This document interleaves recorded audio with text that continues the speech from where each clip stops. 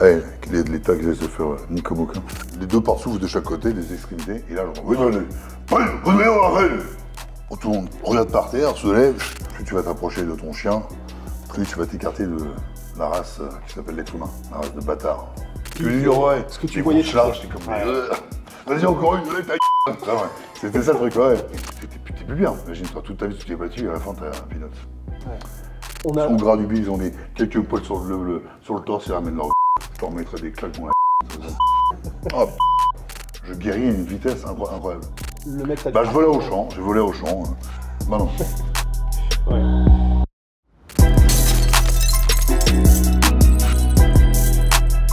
Mesdames et messieurs, bonjour, bienvenue dans le podcast La Sueur avec une légende. J'ai même pas besoin de prononcer ton nom, Jérôme, mais voilà, je viens de le faire, Jérôme Le Banner.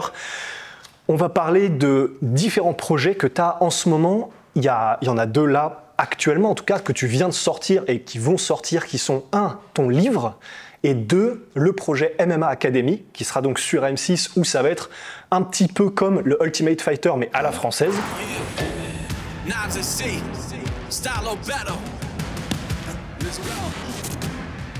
Bienvenue à la MMA Academy.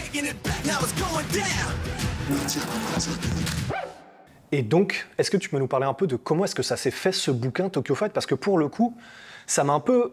c'est pas que ça m'a pris de court, mais je m'attendais à forcément des anecdotes sur ta vie, comme que tu la racontes, de la manière dont tu la racontes, bien sûr, parce que c'est ta propre vie, tu la connais mieux que personne, mais là où j'ai été vraiment, pas choqué, mais ça m'a fait bizarre, mais ça m'a fait bizarrement du bien, alors que j'ai une histoire qui a rien à voir et rien du tout, mais t'es tellement honnête dans la manière dont tu racontes les choses que à chaque fois, quand tu nommes un problème que tu as eu ou des émotions que tu as ressenties, tu vas vraiment au bout du truc pour savoir pourquoi est-ce que tu as ressenti ça comme ça. Et je ne m'attendais pas à autant de... Enfin, que tu te livres autant. Qu'est-ce qui a fait que tu t'es dit, je vais écrire ce livre où je vais y aller autant à fond? Alors le projet, ça fait au moins 2 ans, là. Un an et demi, où est-ce que... Karim Ben Ismail, qui était avant... qui était à Hypercup Magazine, on s'est jamais quitté. On s'est jamais perdu trop de vues. Donc la dernière fois que je l'ai vu, c'était chez Paul Vatine, le père du boxeur. C'était à Pont-de-Mer. Et je l'ai vu pas très bien. Il me dira plus tard qu'il était un peu aussi dans une période de sa vie un peu compliquée. Et en fait, c'est vraiment un ami, C'est-à-dire que lui, c'était vraiment, je l'appelais le Moudjahidine du kickboxing, qui à l'époque, c'était, ouais, il sortait de l'armée, marche ou crève, faut faire ci, il faut faire ça, tout en étant, pas écrivain, mais journaliste. Puis à l'époque, il y a une petite guerre de jalousie, parce que moi, j'aimais beaucoup Pascal Igliki, le reporter du Karaté Bushido. Bref, tout ça pour dire que il y a un an et demi, il vient vers moi et puis il me dit Jérôme, j'aimerais que tu te livres à moi et que tu me sortes un petit peu l'épopée au Japon, l'after fight, les combats, comment tu as abordé le combat, comment tu es venu au combat et surtout qu'est-ce que tu as pu apporter aux Japonais. Ah, moi j'aime pas, non, ça n'intéresse personne tout ça. Donc il me relance, et après il vient avec Pierre Bottin, qui travaille aux arènes, et puis ils viennent chercher à la gare de chez moi, hein, à Breté, pleine campagne, grosse voiture, machin.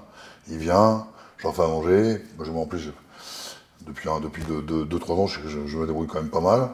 Donc ils sont hop, et puis ils me parlent de tout, une avance sur le bouquin. Je m'en calisse, je m'en crisse de tes avances. Non, puis on va parler de quoi? Ça me fait chier, parce qu'il y a des choses que je peux pas dire. Il y a un passé comme sur Paris, quand je travaillais avec Canal+, tout ça, c'était compliqué quand même. Il y a aussi l'époque de Sami Kebchi. Non, moi je veux vraiment le Japon. Ok. Et de là, il me dit, je partirai avec toi au Japon. Alors je sais pas, j'ai la coupe de... Parce que lui, il travaille aussi dans le rugby, tout ça. Bon, ok. Il prend le train, il me laisse des messages, je réponds pas, machin. Et puis, Pierre lâche pas le truc, parce que Pierre, c'est un amoureux du Japon. D'ailleurs, il va emmener sa femme Inge bientôt, là. Et donc, d'ailleurs, aux arènes, il y a plein de gens qui ont été au Japon. Il y a Monsieur Kyoto aussi. Et donc, puis là, il commence à me rappeler et tout. Puis là, je finis par répondre. Mais juste livré, c'est quand même quelque chose. Et je dis, Karim, tu viens avec moi. J'ai confiance en toi, tu viens. Ok. Et donc là, en fait, Karim, il m'a fait une analyse, quoi. Une analyse, il m'a fait ce qu'on appelle la maïotique en philosophie, c'est accoucher le problème. Et quand tu accouches le problème, bah, tu peux le nommer. Et quand tu nommes quelque chose, c'est plus facile d'expliquer ce que c'est. Et là, pendant 3 semaines, non, même 2 semaines ici en France, 3 semaines au Japon, il n'a pas arrêté, puis il est resté au Japon, parce qu'il y a des gens des Japonais qui me connaissaient pas, qui me connaissaient, mais pas que le combattant. Et donc, on a été dans une ville Kumamoto. Donc là, par contre, pour ce combat-là, je m'étais entraîné, j'avais fait le sérieux et tout ça. Et donc, il était jusqu'au bout, jusque dans le ring. Il va me mettre, quand je combats au mois de juin, il met de l'eau sur le. J'en ai partout, mais il sait plus, il panique un peu, il est un peu dans les nerfs, et puis il pogne les nerfs, comme on dit, et puis il met de l'eau sur le côté, et j'en ai partout. Et j'arrive au combat comme ça. Enfin bon, il me dit, ça sera le dernier. Moi, je dis, t'inquiète pas, ça sera le dernier. Bon. On verra par la suite qu'au lieu de mettre les gants par terre, c'est mon cul qui a fini par terre. Mais c'est bon. Donc voilà, c'est comme ça qu'il est venu. Et donc, non, je suis vraiment livré avec lui, parce qu'il a une tendance, et en fait, il est touchant quand même. C'est quelqu'un qui était rugueux à l'époque. Il a eu 2-3 histoires dans la vie qui ont fait que, grâce à ça, bon, il a une femme carrément qui est extraordinaire. Et des enfants aussi, pareil. Et donc, je me suis livré avec lui. Il connaît Faiza, la mère de ma fille. Il a vu ma fille toute petite, tout ça. Il a vu l'épopée parce que moi, pour moi, dans ma vie, les amours que j'ai eus, c'est des chapitres très, très marqués à chaque fois. Donc, non, il a toujours été là. Ouais. Quelque part. Mais là, il a vraiment été avec moi pendant 1 mois et demi. Hein. Okay. Même, d'ailleurs, mon copain Gilles Arsène, hein, qui a fini à l'hôpital. Hein. Parce que, bah oui, à force de lui parler, parce que Gilles, c'est quelqu'un, c'est mon ami depuis très très longtemps. Et puis, c'est celui qui avait combattu contre, voilà, pour être 23. Mais c'est un mec extraordinaire. Et donc, il lui a parlé. Et donc, Gilles s'est rappelé de toutes les conneries qu'on faisait au Japon. Quoi. Les conneries, quand même. Nous, on s'entraînait tout le temps. Tu vois, on ne sait pas qui jouait à la femme, qui jouait à l'homme quand on nous voyait. Surtout de profil, tu vois. Et donc, on faisait vraiment. Il y avait des. On s'entraînait tous les jours, mais bon, on était des fous. Vraiment, je vois maintenant, quand on se rappelle des choses, je me dis, mais putain, mais comment j'ai fait? J'étais Johnny Hallyday x 10, c'est un truc de fou. Ah ouais, je me dis, mais comment je suis encore vivant? C'est pas possible, parce on nous appelait, on partait en voiture, on avait un gros meur à l'époque, gros H1, gros jeu, gros machin, on partait sur Paris, on ramenait Didier, on allait chercher Béatrice, enfin, que des conneries. Puis on s'entraînait, puis machin. Ah non, des trucs, même des choses qui n'ont pas été dites dans le bouquin, mais j'y aurai peut-être un tonne de. Non, mais franchement, les trucs, waouh. Mais par contre, ce qui nous a vraiment, c'est le code Bushido, le code de l'entraînement. Tu vois, ça a toujours été. Et vraiment, il vivait chez moi. Il vivait chez moi. Ouais. Ils s'embrouillaient, même ma nana de l'époque, s'était embrouillé avec lui. Bah oui. C'était presque. Ouais, voilà, je me disperse là. Et en fait, c'est vrai que on a du coup un peu cette réponse de pourquoi est-ce que tu l'as écrit, c'est parce que tu étais avec ton ami qui t'a demandé de te confier un peu sur ta vie, et petit à petit, du coup, tu lui as probablement tout déballé, et finalement, donc, vous l'avez écrit sur papier. Puis aussi, il y a le truc quand il m'a dit, ouais, tu sais, faut laisser quelque chose. Faut laisser quelque chose. Ah, mais ouais. J'ai dit, attends, je raconte. Il me dit, ouais, mais on pourra quand même, je raconterai pas pour ta fille. Je dis, ma fille. Ah, c'est tout, elle se rappelle de tout. Donc moi, je pense que comme j'ai perdu des écrous en route, j'ai dû voiler la roue pas mal et puis j'ai perdu des vis, ma fille se rappelle de tout. J'ai toujours, ma fille, je ne lui ai jamais rien caché. Donc à l'IGPN, si vous voulez faire un peu votre recherche, prenez ma fille en garde à vue, elle vous dira rien, mais elle sait tout. Voilà. Ok. Et donc, donc bien sûr, il y a des choses que tu n'as pas encore racontées dans ce bouquin-là, peut-être même que tu raconteras pas, parce qu'il y a peut-être des trucs qui sont même un peu trop. Mais déjà, il y a pas mal de choses que tu dis dans ce livre et qui sont assez impressionnantes, que ce soit en termes de la manière dont tu te livres ou d'anecdotes en elles-mêmes, on va y venir. Et tu commences par une citation qui m'a marqué aussi, tu dis « Les trahisons m'ont rendu misanthrope et à la compagnie des humains, je préfère celle des mastifs brésiliens et des bergers caucasiens que j'élève en Normandie. Je me sens proche d'eux. » Est-ce que c'est un peu en mode Belmondo qui disait « Plus je connais l'humain et plus j'aime mon chien » Plus je me détache d'être humain, c'est ça. Ouais. C'est marrant parce que j'étais en train de. J'ai un ami qui m'a demandé de faire un message pour un copain à elle, qui était dans la mode et qui est devenu éleveur en Suisse. 30 ans. Édouard. Et j'étais en train de faire un message. Et je pourrais te un message vidéo où je dis voilà mon pote, tout comme moi, plus tu vas apprendre que plus tu vas t'approcher de ton chien, plus tu vas t'écarter de la race qui s'appelle l'être humain. Ouais.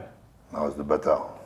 Mais, et d'ailleurs, comment est-ce que tu fais? Parce qu'il y en a, t'en décris un petit peu des trahisons, que ce soit par des managers à qui tu confies de l'argent et qui siphonnent tout, etc. Mais avec tout ce que tu as connu, comment est-ce que tu choisis les gens que tu as à côté de toi? Parce que tu as été trahi par des proches, par des moins proches, mais comment est-ce que tu fais pour choisir tes amis maintenant, vu tout ce que Ah, tu as maintenant? connu? Oula. Bah, je suis content parce que le Bezrat Hachem, il a été. Il y a un truc qui est venu là, et en fait, j'ai vraiment une amie qui compte beaucoup pour moi, qui s'appelle Lydia, qui était là avant tout, toutes les choses. Qui est une femme extraordinaire, pareil, bah, ouais, vraiment extraordinaire. Et donc, elle est dans les affaires, elle est dans les affaires, dans les sociétés, tout ça au Luxembourg. Et elle, dès que j'ai un problème, c'est mon âme sœur et confiance. Ouais. Ouais. Donc, sinon, à part ça, les amis, j'aime me faire plaisir aussi. Donc, je me fais souvent voir. J'aime me faire plaisir. En plus, je m'étais dit, hein, moi, je ferais jamais comme Christophe Turzo. Mais en fait, je suis un peu un Christophe Turzo quelque part. Ouais, il y a un bouquin qui était sur la table qui s'était écrit en règle générale, les combattants finissent toujours mal. Ouais. Donc je me rappelle, je m'étais dit putain, moi non, non. En fait, thanks God, j'ai quand même la tête qui marche encore pas trop mal. Mais je me suis relevé du bas. Mais non, c'est vrai que de choisir ses amis, comme tous les combattants que tu vois, hein, en ce moment, je regarde des fois vos émissions, non mais même eux, c'est la même chose. Il y a le avant et le après. Ouais. Parce qu'il y a l'après, et on voit, moi je vois, il y a plein de petits gremlins qui tournent à côté des combattants pour amener leur sac, le machin. Ouais. Bah ouais, mais c'est ça. Et ça, c'est un truc, pour le coup, je pense que... Alors, mais je l'ai eu, ouais, tu payes tout. En fait, c'est ça. Allez, hop là, let's go. Mais du coup, c'est vrai qu'il y a des moments où, quand tu as eu atteint ton statut de célébrité, que ce soit en France ou encore au Japon, même un peu partout, mais ça doit être impossible à gérer de se dire, tu ne sais plus dire si les gens viennent te voir parce que l'argent, la célébrité, statut, ou parce qu'ils sont vraiment intéressés par toi et ta personnalité. Et ça peut rendre fou, quoi. Bah, ouais, c'est vrai que ça en fout. Non, ça rend méfiant, ça rend misanthrope. Ouais. Il y a des moments où non, où tu mets le masque de l'être humain, puis il y a des moments quand tu dis non, lui, je ne vois pas. Voilà, parce que j'aime pas trop choisir non plus. Moi, je suis un peu comme le sexe. Garçon, fille, machin, je m'en fous. J'aime pas choisir. Je me fais ça, parce qu'on perd trop de temps. Ok. Et bah alors, pour le coup, ce que je te propose, c'est que, comme il y a une interview magnifique qui a été faite avec Guillaume Play, et où vous êtes revenus sur ta vie, et du coup, pour pas que ça fasse redite, parce qu'en plus, elle a très bien marché, à la limite, ce que je te propose, c'est là, de ce que j'ai lu de ton bouquin, et j'ai hâte de lire la suite, mais il y a quelques petites anecdotes. Alors évidemment, on ne va pas revenir sur toutes, parce qu'il faut que vous le découvriez, justement, le bouquin. Mais je te propose qu'on revienne sur quelques petites anecdotes, juste pour donner l'eau à la bouche aux gens, et voir à quel point ta vie, c'était un film, vraiment. Et je te propose qu'on commence par, pour faire la transition avec les chiens, justement, et le fait que tu as une passion et un amour des chiens, c'est le fait que tu as connu le parrain de la pègre au Japon, grâce à cet amour des chiens, et tu décris la manière dont tu es allé le voir, où il t'a invité chez lui dans des maisons, ça n'existe pas. Même dans les films, ils n'osent pas faire des maisons comme ça. Est-ce que tu peux raconter un petit peu cette rencontre? Ouais, bah c'est simple. À l'époque, ils me mettent une traductrice franco-française. Et le côté franco-française, quel con. Franco-japonaise. Franco-française. Oh là. Non, franco-japonaise. Et donc, elle ressemble un peu à Maria Carey. Très belle femme. Et on est vraiment très très vite, très très potes. Elle se fait chier au Japon. Sa maman est japonaise, son papa est français. Et puis elle a ce côté japonais où elle va être vraiment quiet, elle va être tranquille. Et à un moment français où il faut qu'elle montre qu'elle est là, quoi. Et quand les gens... Donc elle me dit, à un moment, je lui dis, écoute, j'adore les tosaken. Tu sais, c'est les chiens de combat japonais où il n'y a aucun grognement qui sort de leur bouche. Ils se battent. Et puis, c'est avec des roucoliers, s'il y en a un qui pleure, on va dire, ok, il a perdu. Donc, j'ai dit, j'aimerais voir ce genre de chiens-là. Parce que moi, j'ai les filières brasileiros, j'avais les bergers du Caucase, et j'ai dit, putain, j'aimerais vraiment aller voir un kennel, un chenil. Et elle me dit, pas de problème, donc elle fait des recherches. Mais à l'époque, il n'y a pas Internet. Donc elle fait des recherches dans les pages jaunes, elle regarde et tout, elle appelle les gens, travaillait un peu dans des bars aussi, des bars un petit peu osés, donc elle appelle les clients et tout. Et le client, donc je pense qu'il y a un client qui donne une adresse. On va voir le monsieur, qui vieux, il nous ramène là où il pose ses chiens, et je dis, mais il y a des chiens qui habitent ici? Il dit, oui, il y en a 3. Oh, c'est vraiment tout petit. C'est un peu comme les capsules, tu sais, les capsules au Japon, à Tokyo, Ouais. où les gens, les salaryman, ils dorment la nuit, enfin quelques heures. Et puis donc il me sort le chien, il me donne un collier et tout, mais sur le collier c'est écrit la famille de Yakuza, tu vois. Oh putain, Nino Ishii, il apprend ça. Oh putain. Oh là. Oh, les problèmes. Oui, alors eux, je crois que c'était les Yak qui s'occupaient un peu, qui ramenaient un peu des sponsors au Pride. Oh, donc là. Ça, c'est les problèmes. Ah ouais, alors là, je me rappelle, Monsieur Ishii, pour faire bien, parce qu'il m'adore. J'ai toujours été son petit gamin qui faisait des conneries, mais il aimait bien réparer mes conneries. Mais devant les autres, il ne pouvait pas faire. Vas-y, celle-là, elle est bonne, je la prends en photo, je la mets sur Instagram. Bon, bref, donc je descends sur de l'ascenseur, il me fait. À l'époque, qu'est-ce qui se passe? Il me dit non, vous venez avec moi. Et puis non, faut vite donner. Il me dit donc il ne pourra pas. Il me dit non, c'est pas possible. Donc c'est pas possible. Vous étiez dans le clan adverse. Et donc la Sophie se fait engueuler, mais gravissime. Donc elle me dit, ok, pas de problème. Par contre, tu es obligé d'aller voir la famille Goto. Goto-san. Goto, c'est qui? Donc, je prends mes acolytes, Gilles Arsène, Samir Berbachi, Rani Berbachi, Alice Sadok, qui était avec des grosses lunettes et puis avec le sabre, et qui était l'entraîneur foufou.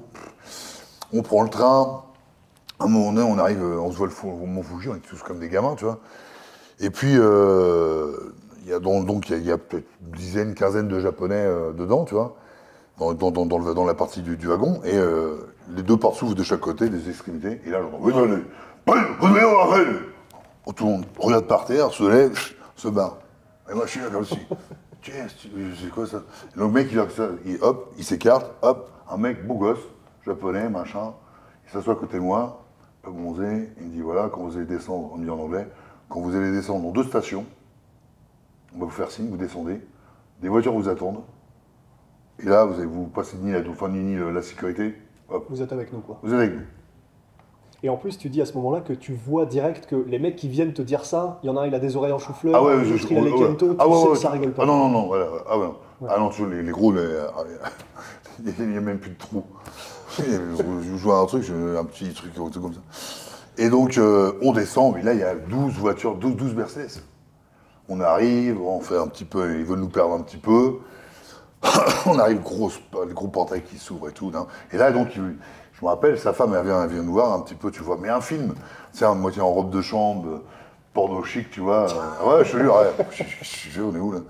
Et avec un verre je me rappelle, avec une fraise, une fraise tagada dans le champagne. Ah ouais. Et là, ça fait une fille ou une tante qui était la belle femme encore, 30 ans. Ah, why you, Jerome, machin. Je dis, yes, my friend, bref. Et elle me dit, deux secondes, mon mari, mon ami va arriver. Donc je comprenais plus que l'ami, le copain, le mari, bon bref, où j'ai peut-être du mal à comprendre. Et là, je vois Kouto qui arrive. Le parrain de la mafia japonaise. C'est très très gros mafia parce qu'il y avait 1500 membres sous son actif. Il venait une fois ou deux à Tokyo. Il me dit, je viens que 2 fois à Tokyo, j'ai 1500 personnes sous mon aile. Ça fait une grosse période. Ouais. Et là, il me dit, je vais vous faire mes chiens. Donc chaque chien, il y avait 10-15 chiens. Chaque chien a son entraîneur. Mange de la viande, croquer de la viande, avec un peu de bière dedans, un peu de bière, pour les joueurs de bière, tout ça. Un masseur, mais il mettait de la bière, tu sais, du riz, de la viande et un peu de bière. Mais c'est pourquoi la bière? Le poil, les joueurs de bière, bref. Ça, et à un moment donné, je vois un ours, Kuma. Oh, dans le truc, qu'est-ce que c'est que ça? Et on lui dit non, c'est quoi cet ours là? Pourquoi vous avez un ours en fait? Mais pourquoi un ours? Les chiens, je comprends, mais l'ours, je comprends. Il dit c'est ça l'animal qui mange même les os. Oh là, j'ai dit putain. On est dans le silence des agneaux. Ah ouais. Et là, j'aurais plein de mecs. À un moment donné, donc je boxe et tout. Et là, à un moment donné, je boxe. Il faut savoir, hein, je boxe. Donc là, la journée se finit, tout ça et tout. Mais Les chiens, ils ont leur tapis, leur machin. Il y a des mecs qui courent avec eux. Ah non, c'est et puis des têtes, ça comme, tu vois. Ouais. Ah non, c'est super beau chien. Ils me demandent de voir dans un pit, une arène de chiens. Non, j'ai pas voulu. Non, moi j'aime trop les chiens pour que les mecs se battent. Oui, les chiens se battent et boire du sang. Non. Ouais. Non, ça m'intéressait pas. Ouais. Donc il a voulu m'offrir en même temps, quand j'ai boxé Francisco Filho, c'était pas deux mecs qui se rencontraient, c'était deux écoles, deux Goto, moi Goto, forcément derrière, et Ouais. puis un autre, il y a le Kyokushinkai. Pas le Kyokushinkai, hein, ne vous énervez pas, mais tout ce qu'il y avait derrière la fédération, tout ça, il y a quand même des gens qui sont bien placés, bien portants. Voilà. C'est ça. Et juste pour ceux peut-être qui ne savent pas, en gros, c'est donc Kyokushin, c'est une forme de karaté. C'est ça. Et donc c'est à main nue, c'est juste pas C'est un ça. point à la tête, mais C'est c'est ça. comme ça. Et donc tu avais Goto qui était plus de l'école Kyokushin, qui était l'école d'où tu venais. C'est ça, ouais. Et Ça, en- c'est le Kaken. Pardon, c'est le Kaken. Ouais, c'est le Kaken. Et donc ça veut dire qu'en face, Francisco Filho, lui, il était représentant Kyokushinkai. de Kyokushin. Ouais. Et qui correspondait plus à Ouais. l'autre famille Ouais. de la mafia japonaise. Et donc en gros, c'était... Ah bah là, ouais, nous on se rencontrait comme deux sportifs, mais là c'était deux écoles derrière. Ouais. Et je me rappelle, ils étaient venus voir. J'entends Inou, je dis viens. Et en fait, le mec voulait m'offrir un chien, tu vois. Et je me dis attends, un chien comme ça, même petit, il a comme l'ADN, les cellules souches sont faites pour combattre contre le chien. Donc je ne jouais pas ça. Il m'a dit, il me fait ça, il me fait une grosse enveloppe, là, je me rappelle. Je lui dis non, je veux pas le chien, lui. Pas de problème. Et du coup, c'était quoi? C'était 10 000 $, je crois. Oh, 50 000, je crois. Petite enveloppe tranquille. Ouais. Et Donc d'ailleurs, ça, et tu dis aussi qu'il y a même des moments où... Est-ce que c'est exclusivement en liquide que tu te faisais payer au Japon? Parce qu'il y a des moments où tu dis je revenais avec des sacs de sport ouais. à 50 000 $ tranquillement ah en ouais, France. facile. Ah non, mais plus que ça. Comment ça se passait? Est-ce que tu peux nous expliquer un peu comment est-ce que tu étais payé donc? Bah, j'étais payé en espèces, c'était l'époque où il y a 15-20 ans de ça, hein, tu sais. Ouais. J'étais payé en espèces, hein, donc... Mais c'était normal ou c'était que au Japon? je pense que... non. Oui.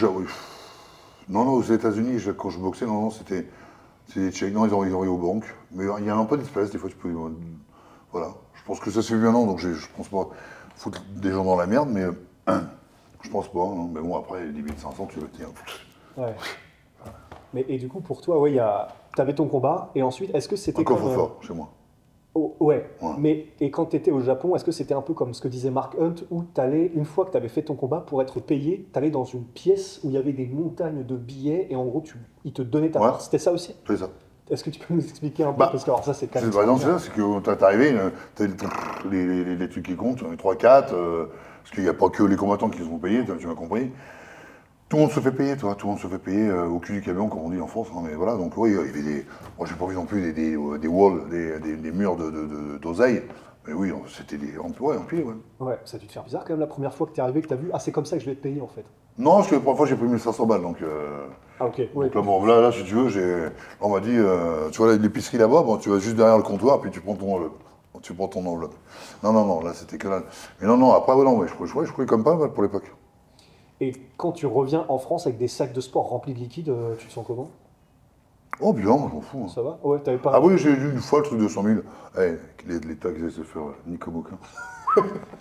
Ouais, mais t'avais pas peur de te faire soit voler le truc ou quoi? Parce que bon, j'imagine Non, que tu te fais voler ce à sac-là, l'époque, c'est mort. à l'époque, moi, pour moi, je trouvais ça, déjà, C'est la routine, quoi. j'ai toujours eu des problèmes avec les impôts parce que, oui, non, bah, faut le savoir, hein, quand ils me contrôlent il y a 25 ans, ouais, 20 ans, je suis, pour caser, en fait, le mec, je vais à Rouen, et le mec, il me dit, il commence à me dire, ah, monsieur Banner, quelle joie de vous rencontrer, monsieur Banner.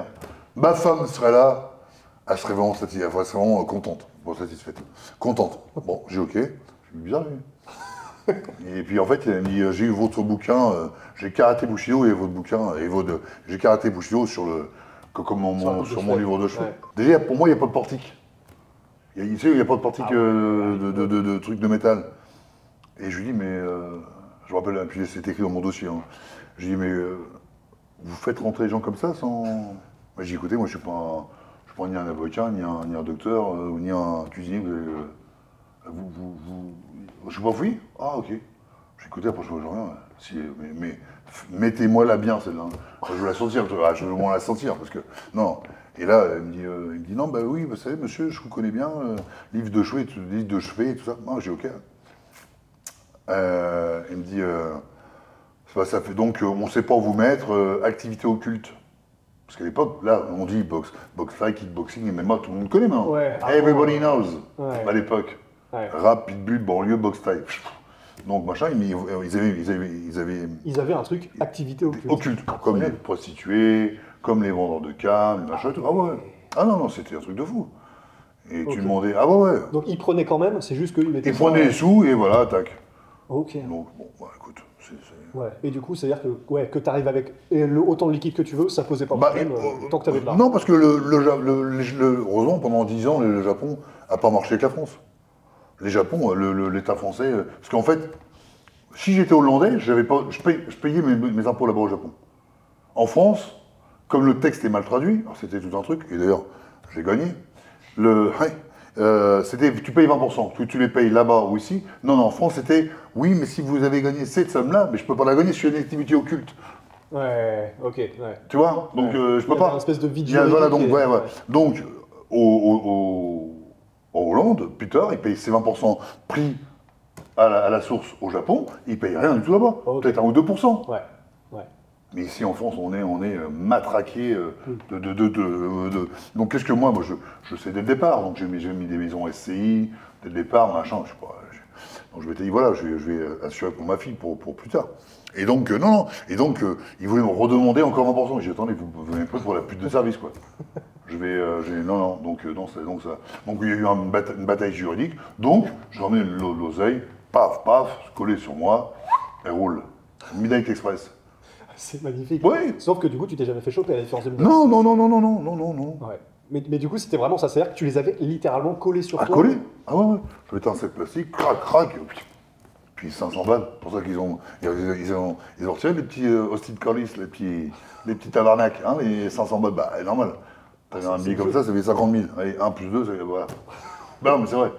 Donc non, tout ce qui est là, quand je vois les autres au nom de faire l'hymne national, ouais. moi je suis monté avec le drapeau corse, québécois, moldave, français, il a fait l'imposer. Je vais monter bientôt le drapeau même israélien ou même Dubaï, ils m'en fous. Mais t'es fou français. Et ils m'ont toujours mis dans le caca. Ça soit au Havre, ils m'ont pas prêté de salle. Quand ils me prêtaient une salle, ils me retirent au bout de 2 fois. Ils me matraquaient à chaque fois au niveau des impôts, tu vois, mais des trucs attendez, les enfants. Oh. Ouais. Et je fais ma retraite, je fais comment? Oui, monsieur, machin. Le Covid, je fais comment? C'est vraiment le côté, on t'a jamais aidé quand on avait besoin. Non, jamais. Jamais. Ouais. Jamais.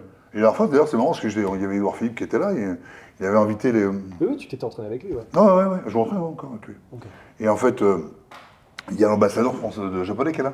Il s'est levé devant tout le monde en disant Monsieur Maner, au nom du peuple japonais, je tiens à vous remercier pour ce que vous avez fait pendant Fukushima, où personne ne voulait venir. Moi, je suis venu, j'ai fait des shows de catch avec Inoki qui est mort, paix à son âme, et pour récolter de l'argent pour aider les enfants à manger et construire des baraquements, tu vois. Et enfin voilà. Donc je me dis, en France, mais jamais. Ouais. Jamais. C'est pour ça que. Ah non. C'est ça qui fait que tu as du ressentiment, c'est que tu dis, bah en fait, écoutez. Ouais. J'ai des potes qui travaillent dans le GIGN, machin, tout ça. Mais moi, quelqu'un qui me dit, mon fils me dirait, je vais. Non. Ouais. Mais du coup, c'est l'État français, peut-être plus que la France en tout cas, mais ouais. Ah non, les Français, ils sont gueulards, machin, oui, on connaît voilà, ça. Non, la France, elle est super belle. Non, c'est ceux qui sont au-dessus de nous. Ouais. Ah, ceux qui sont au-dessus de nous. Hein. Ah, bah alors lui, les copains, si un jour on m'apprend que j'ai le concert général, je te fais un tour à l'Assemblée. Ouais. Et en revanche, à l'inverse, c'est vrai que, et c'est ça qui est fou, mais c'est au Japon, comme tu venais de le dire. Mais alors là, par contre, bah, du coup, dès tes premiers combats, ils ont vu que tu étais un guerrier et que tu en voulais, etc. Donc ils t'ont respecté immédiatement. C'est ce qui t'a donné aussi énormément d'opportunités. Et avec le peuple japonais, la culture japonaise et visiblement aussi donc l'État japonais, ça s'est toujours passé à l'inverse d'une manière extraordinaire. Quoi. Bah, bien sûr. Ça, c'est quand même fou, ça. Ouais. On n'est jamais prophète dans son pays. Tu vois. Et donc au Japon, c'est vrai qu'il y avait le côté, ils sont nés dans les arts martiaux, ils mangent arts martiaux, ils pensent arts martiaux, ils ont une philosophie, voilà, des fois je leur donnais des textes philosophiques, voilà, et pour eux c'est naturel de penser comme ça. Pour eux, il n'y a pas besoin de chercher des outils à être heureux dans la vie. Non, il y a des chemins. Il y a des parcours, des outils, non. Mais Ouais. il y a des chemins, tout est tracé, il n'y a pas de hasard. Ouais. Et donc le Japon, pour moi, c'était... ouais. Quand j'arrive là-bas, j'ai l'impression d'arriver sur la planète Mars. J'ai l'impression d'avoir pris la navette spatiale. Ah ouais, je suis là, je me dis... Pff. Et je me suis senti... Ils m'ont donné de l'amour, tu vois. Ils m'ont donné de l'amour. Les Français aussi, hein. Mais avant, ils ne savaient pas, donc moi, je m'en foutais. Je combattais là-bas contre 80 000, devant 80 000 spectateurs. J'arrivais à la douane, on me disait bonjour monsieur Mersch, ils sont... Hop. Et puis ça s'arrêtait là. Moi, je faisais mes courses à Lidl, à Lidl, tranquille. Ouais. Voilà. Moi, je pourrais pas être... ah non, qu'on me fasse pas chier, mec. Ouais. Et quand tu dis aussi que, donc ça je crois que c'était en France aussi, et que tu as eu tes périodes qui étaient un peu les plus hardcore, où tu t'es... Est-ce que d'ailleurs c'était au même moment, parce que tu décris à un moment donné, tu dis dans le même paragraphe, tu t'étais fait enfler, je crois que c'était d'une centaine de milliers de dollars, Ouais. quoi que ce soit, par un manager véreux, Ouais. et à côté de ça, tu avais des soucis de thunes qui faisaient que, que tu volais même dans le Ouais, supermarché. ça c'est la fin, ça c'est il y a 4-5 ans, ça. Mais et est-ce que tu peux nous expliquer un petit peu ce que tu le racontes un peu dans ton livre, mais qu'est-ce qui s'est passé à ce Ah moment-là bah, pour toi à ce moment-là, je fais une affaire avec un mec dans l'immobilier, tout ça, ça marche pas. Moi, je suis dans la. En fait, tout ce que je m'étais dit, par exemple, les douillets, je sais plus qui encore, se sont fait un peu tioso, même si on peut pas avoir le nez dans la poudre et le nez dans les affaires. Moi, à un moment donné, c'est pareil. J'avais le nez dans le nez dans les conneries, et puis j'aimais beaucoup sortir. Moi, j'étais un clubbeur. Et, donc, à un moment donné, tu t'as pas le nez dans tes affaires. Donc, il y a un mec qui est passé, qui m'a dit tiens, tu mets ça à temps, tu as 10%. Je suis, il y a là, hein. Ouais. Let's go, ouais. Et en fait, ça n'a pas marché du tout. Donc, il y a eu le Covid, tout ça, ouais, ça a merdé, ouais. Et quand, d'ailleurs, face à une situation comme ça, tu fais comment? Parce que, bon, le mec t'a dit... Bah, je volais au champ, j'ai volé au champ. Mais même avant ça, quand tu t'es rendu compte qu'il t'avait enflé d'autant, en fait, c'est quoi tes recours? Parce qu'au-delà d'être vénère parce que le mec, tu sens qu'il t'a enflé, qu'est-ce que tu fais dans ces cas-là, en fait?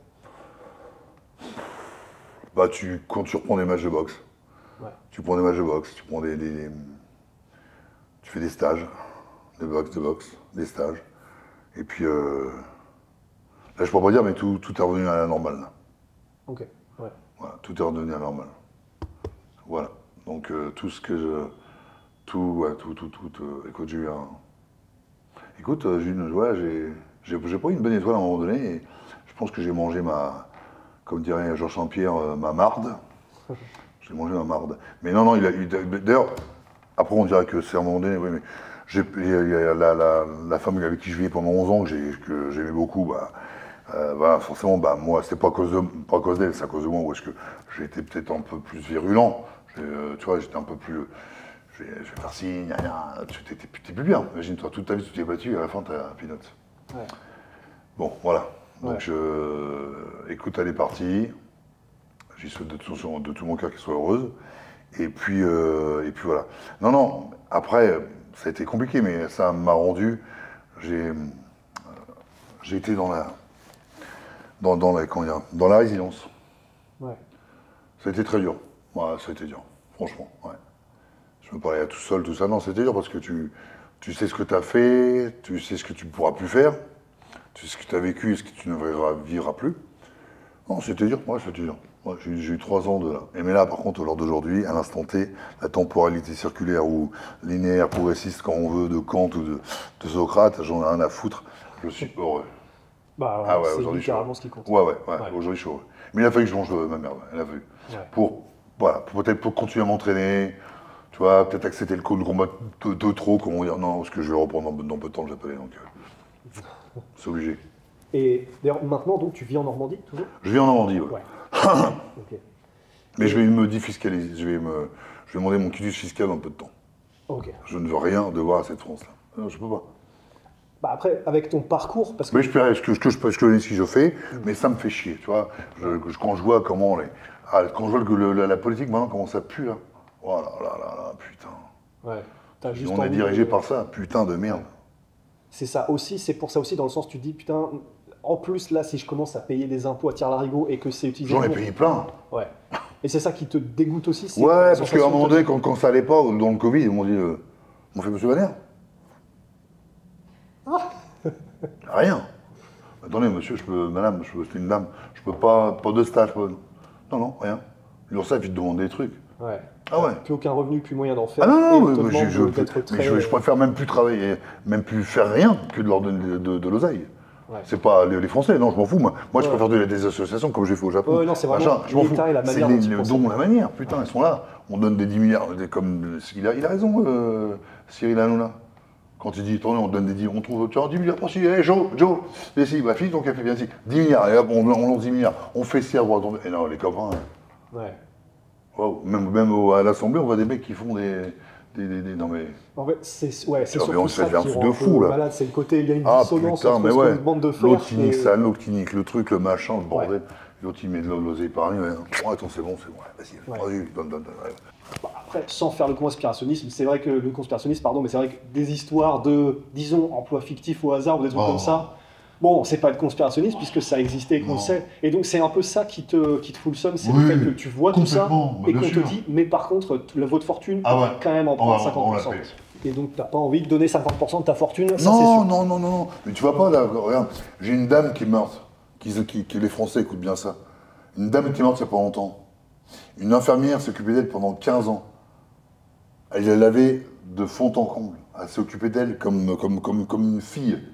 Parce qu'en France, on n'a pas le droit de déshériter ses enfants. Par contre, ils peuvent te laisser te mourir dans des mouroirs. Mais ça, on ne dit rien. Et ça c'est vrai, on n'y a pas le droit de déshériter ses On enfants. n'a pas le droit de Ça, déshériter. c'est une folie. C'est fou. Ouais. Les mecs, À part, attends, et à part, on a vu ça avec Guillaume il n'y a pas longtemps, à part si il te tire dessus ou un truc comme ça. Mais je crois que c'est le seul cas en fait. Ouais. Enlève ce regard tout de suite, Jérôme. Non mais tu vois pas. On a pas. Non, et la dame, elle n'avait pas d'enfant. Ok. Elle s'est occupée d'elle pendant 15 ans. La métastase à la fin, elle est partie en très peu de temps. Et elle lui a légué sa maison. 400 000 euros, ok, en campagne. Le truc. Et elle voulait garder l'usufruit de la maison, parce qu'il y avait une histoire dans cette maison. Et elle est obligée de la vendre parce que l'État lui demandait 160 000 euros. Parce que du coup, pour que peut-être les gens n'ont pas saisi, ça veut dire qu'en fait, oui, tu peux avoir peut-être la propriété si j'ai bien compris, mais par contre, comme tu dois payes. plus que le prix de la propriété, Ouais. ça ne sert à rien. Ça sert à rien. Il fallait qu'elle paye 160 000 euros pour garder l'usufruit de la vie de la dame. Alors que la dame, Elle voulait juste lui donner son bien. Non, mais tu vois, qu'elle tu le payes des méritait. impôts, donc t'es tranquille, non? Il faut qu'on en reprenne. Mais non, mais attendez, la maison, elle est faite, elle est payée depuis 10 ans. Alors, ils t'en reprennent. Mais on va où, là? Bah, en fait, c'est un peu ça, c'est l'impression que ça donne maintenant, c'est Et pas puis, l'impression que tu payes sur tout. C'est absolument tout. Mais c'est comme un jour, un notaire me dit, on est en Thaïlande. Il y a un problème, on ne peut pas avoir votre maison, c'est pas à vous, quoi. Parce que le terrain n'est pas à vous. La maison, oui, ce qui est en dur, en dessous, non. Mais j'ai en France, c'est pareil. Non. Mais j'ai en France, si tu payes pas ton foncier, le foncier, toute ta vie, Ouais. que tu vas être sur cette terre, tu payes. Ouais.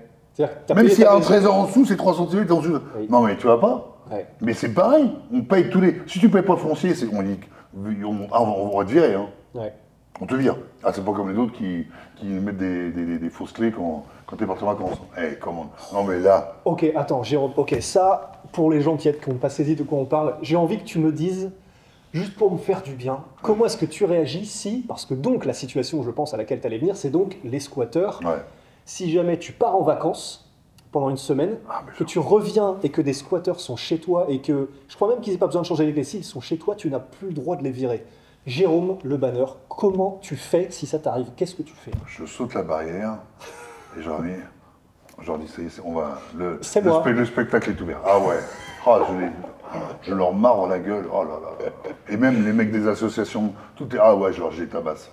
Parce que ça, c'est vraiment le Ça truc prend. le plus qui n'a le, Une mais petite qui a le dame, moins il y de a pas sens que j'ai longtemps, jamais vu. Ouais, une petite dame, il n'y a pas longtemps, on y a été. Hein. On ne dira pas où, bien sûr.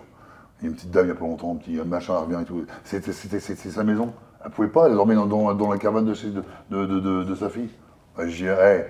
J'ai dit, là, vous êtes trompé de maison, c'est le mauvais moment et le mauvais endroit. Ouais. Bon, il n'y a pas eu que des claques, mais bon, voilà. Non. Mais non, une belle. Moi, j'ai bien tapé les bonnes têtes de coche. Bah, pour un truc comme ça, en plus, ça rend tellement fou que... Ah ouais, même je ouais. crois que je prends un certain plaisir.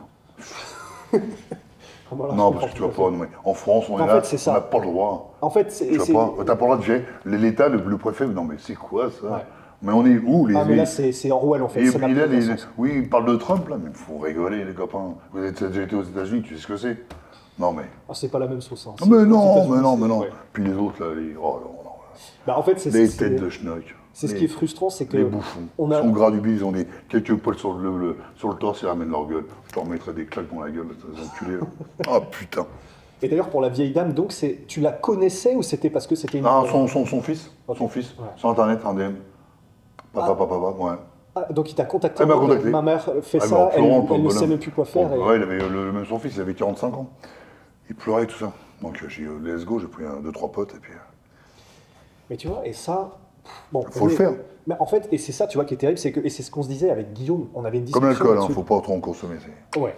Mais, et en fait, on se disait, il y a des trucs, et parce qu'on entendait, c'était l'anecdote d'un gars qu'on connaît qui, alors lui, pour le coup, ça a été encore plus hardcore, il y a eu des histoires d'armes à feu, mais Ouais. on lui a fait un tort, et en gros, il était en mode, je sais que si je vais voir la police, si je porte plainte ou quoi, il ne va rien arriver, Ah, malheureusement, et du coup, il était en mode, je vais faire avec mes moyens, et Ouais. ce sera comme ça. Mais la police, ils sont quand même contents quand tu le fais, je te le dis. Moi, je dis pas dans Ah ouais. la keuf. Ils donnent quand même des instructions. Fais ça, fais ci, fais ça. Ouais, quand même. Ouais. En règle générale. Parce qu'ils Ouais, savent que parce eux, de toute savent, façon, sont pieds poings liés, ils sont mais- humains. C'est Ouais. c'est qui a créé ces lois à la con hein. Celle-là, j'aimerais bien savoir. Ah, je vais faire le petit colis, le petit Celui qui a décidé que les squatteurs étaient chez ouais, eux une ouais, fois que ouais, tu pars, ouais. ça, je veux savoir quel a été son raisonnement. Après, aider les gens parce qu'ils sont dans le besoin et tout. Super, ouais, bien sûr. Oui, Bien sûr. mais bon, quand c'est chez toi. Ah bah non, mais non. ouais, c'est chez toi. quoi. Et surtout, quand c'est ta retraite, ou c'est chez toi. Non mais, non Ouais. mais. Et ça, et c'est un peu. Je comprends que là, quelqu'un qui regarde ça pourrait se dire, mais c'est quoi ces deux clowns qui disent ça Et Ouais, bien ouais. évidemment qu'il faut des lois pour que machin. Oui, c'est vrai, évidemment, pour que sinon c'est le Far Ah bah West, bien sinon sûr. c'est Ah non. l'anarchie. Non, mais Bien sûr. on dit, Seulement, et là tu me dis si je me Bien trompe, mais là où je pense qu'on est relativement d'accord, c'est le fait que Il y a pas quand de loi. les lois sont comme celle-ci, c'est-à-dire que ça n'a aucun sens moralement, Ouais. dans ces cas-là, si en plus tu n'as pas de recours, Ouais. ben que faire en fait Et vous donc, êtes baisé par l'ARCOM aussi, vous, non? Non, c'est quoi ça L'ARCOM, c'est l'agent. Enfin, je vois ce que c'est, mais par rapport à. Non, par rapport à ce qu'on dit, là, non, c'est bon? Oh, non, Non, d'accord, c'est évident. ok. non, a priori. Bah, on va voir. Ce sera Ah, la surprise du chef. J'espère qu'ils vont m'inviter à leur bureau. Ah, je vais vous descendre quelques-uns. Oh là là. Oh, les gendarmes. Bah, mais du coup, toi, il y a des gens que tu côtoies qui sont dans les forces de l'ordre et dont tu sais qu'ils sont en mode, en fait, oui, d'accord, c'est pas la loi, mais quand vous faites ça, en fait, ça nous arrange presque parce que Bien sûr. sinon, c'est des situations Bien sûr, ingérables. nous, on peut pas. Nous, on peut pas, donc ils essaient- quand même, quand t'es keuf, quand t'es gendarme dans l'armée, t'es keuf. Que ce soit après 8h, après 20h le soir, tu restes keuf. C'est une manière, ouais, une manière Bien d'être. sûr, ils sont lobotomisés, les mecs. Obligés, un petit peu, tu vois, quand même. Quand c'est beaucoup, bah, on les sent en garde à Quand vue. tu dis lobotomisé, c'est dans la manière de. Ouais, les c'est la loi, procédures et- la loi, puis c'est, tu vois, voilà. Ouais, c'est- carré et c'est c'est 7 heures, comme ça. et puis ouais, Ok. c'est bien. C'est comme, si le C'est train, si tu prends le train à 7h et que tu arrives à 7h01, tu vois le cul du train. Il faut toujours être en avance. Tu Ouais. vois bon, bah, ces mecs-là, ils sont en avance. Et puis, ce que j'appelle vraiment les lobotomisés. C'est normal, c'est bien, il faut. Ouais, mais du coup, je pense, tu me dis si je me trompe quand tu dis ça, c'est dans le sens, ils sont très carrés, Très et carré. procéduristes. Lobotomisé, il faut- c'est carré, voilà. Ouais, c'est pas forcément péjoratif. Voilà, c'est- voilà. ouais, ok, je vois ce que tu veux dire. Moi, ma femme, j'aurais pas pu tomber amoureux d'une femme qui est sous le drapeau, par exemple. Je peux pas. Parce que quand je sais tout l'envers du décor, je le connais. Donc, ouais, je le connais.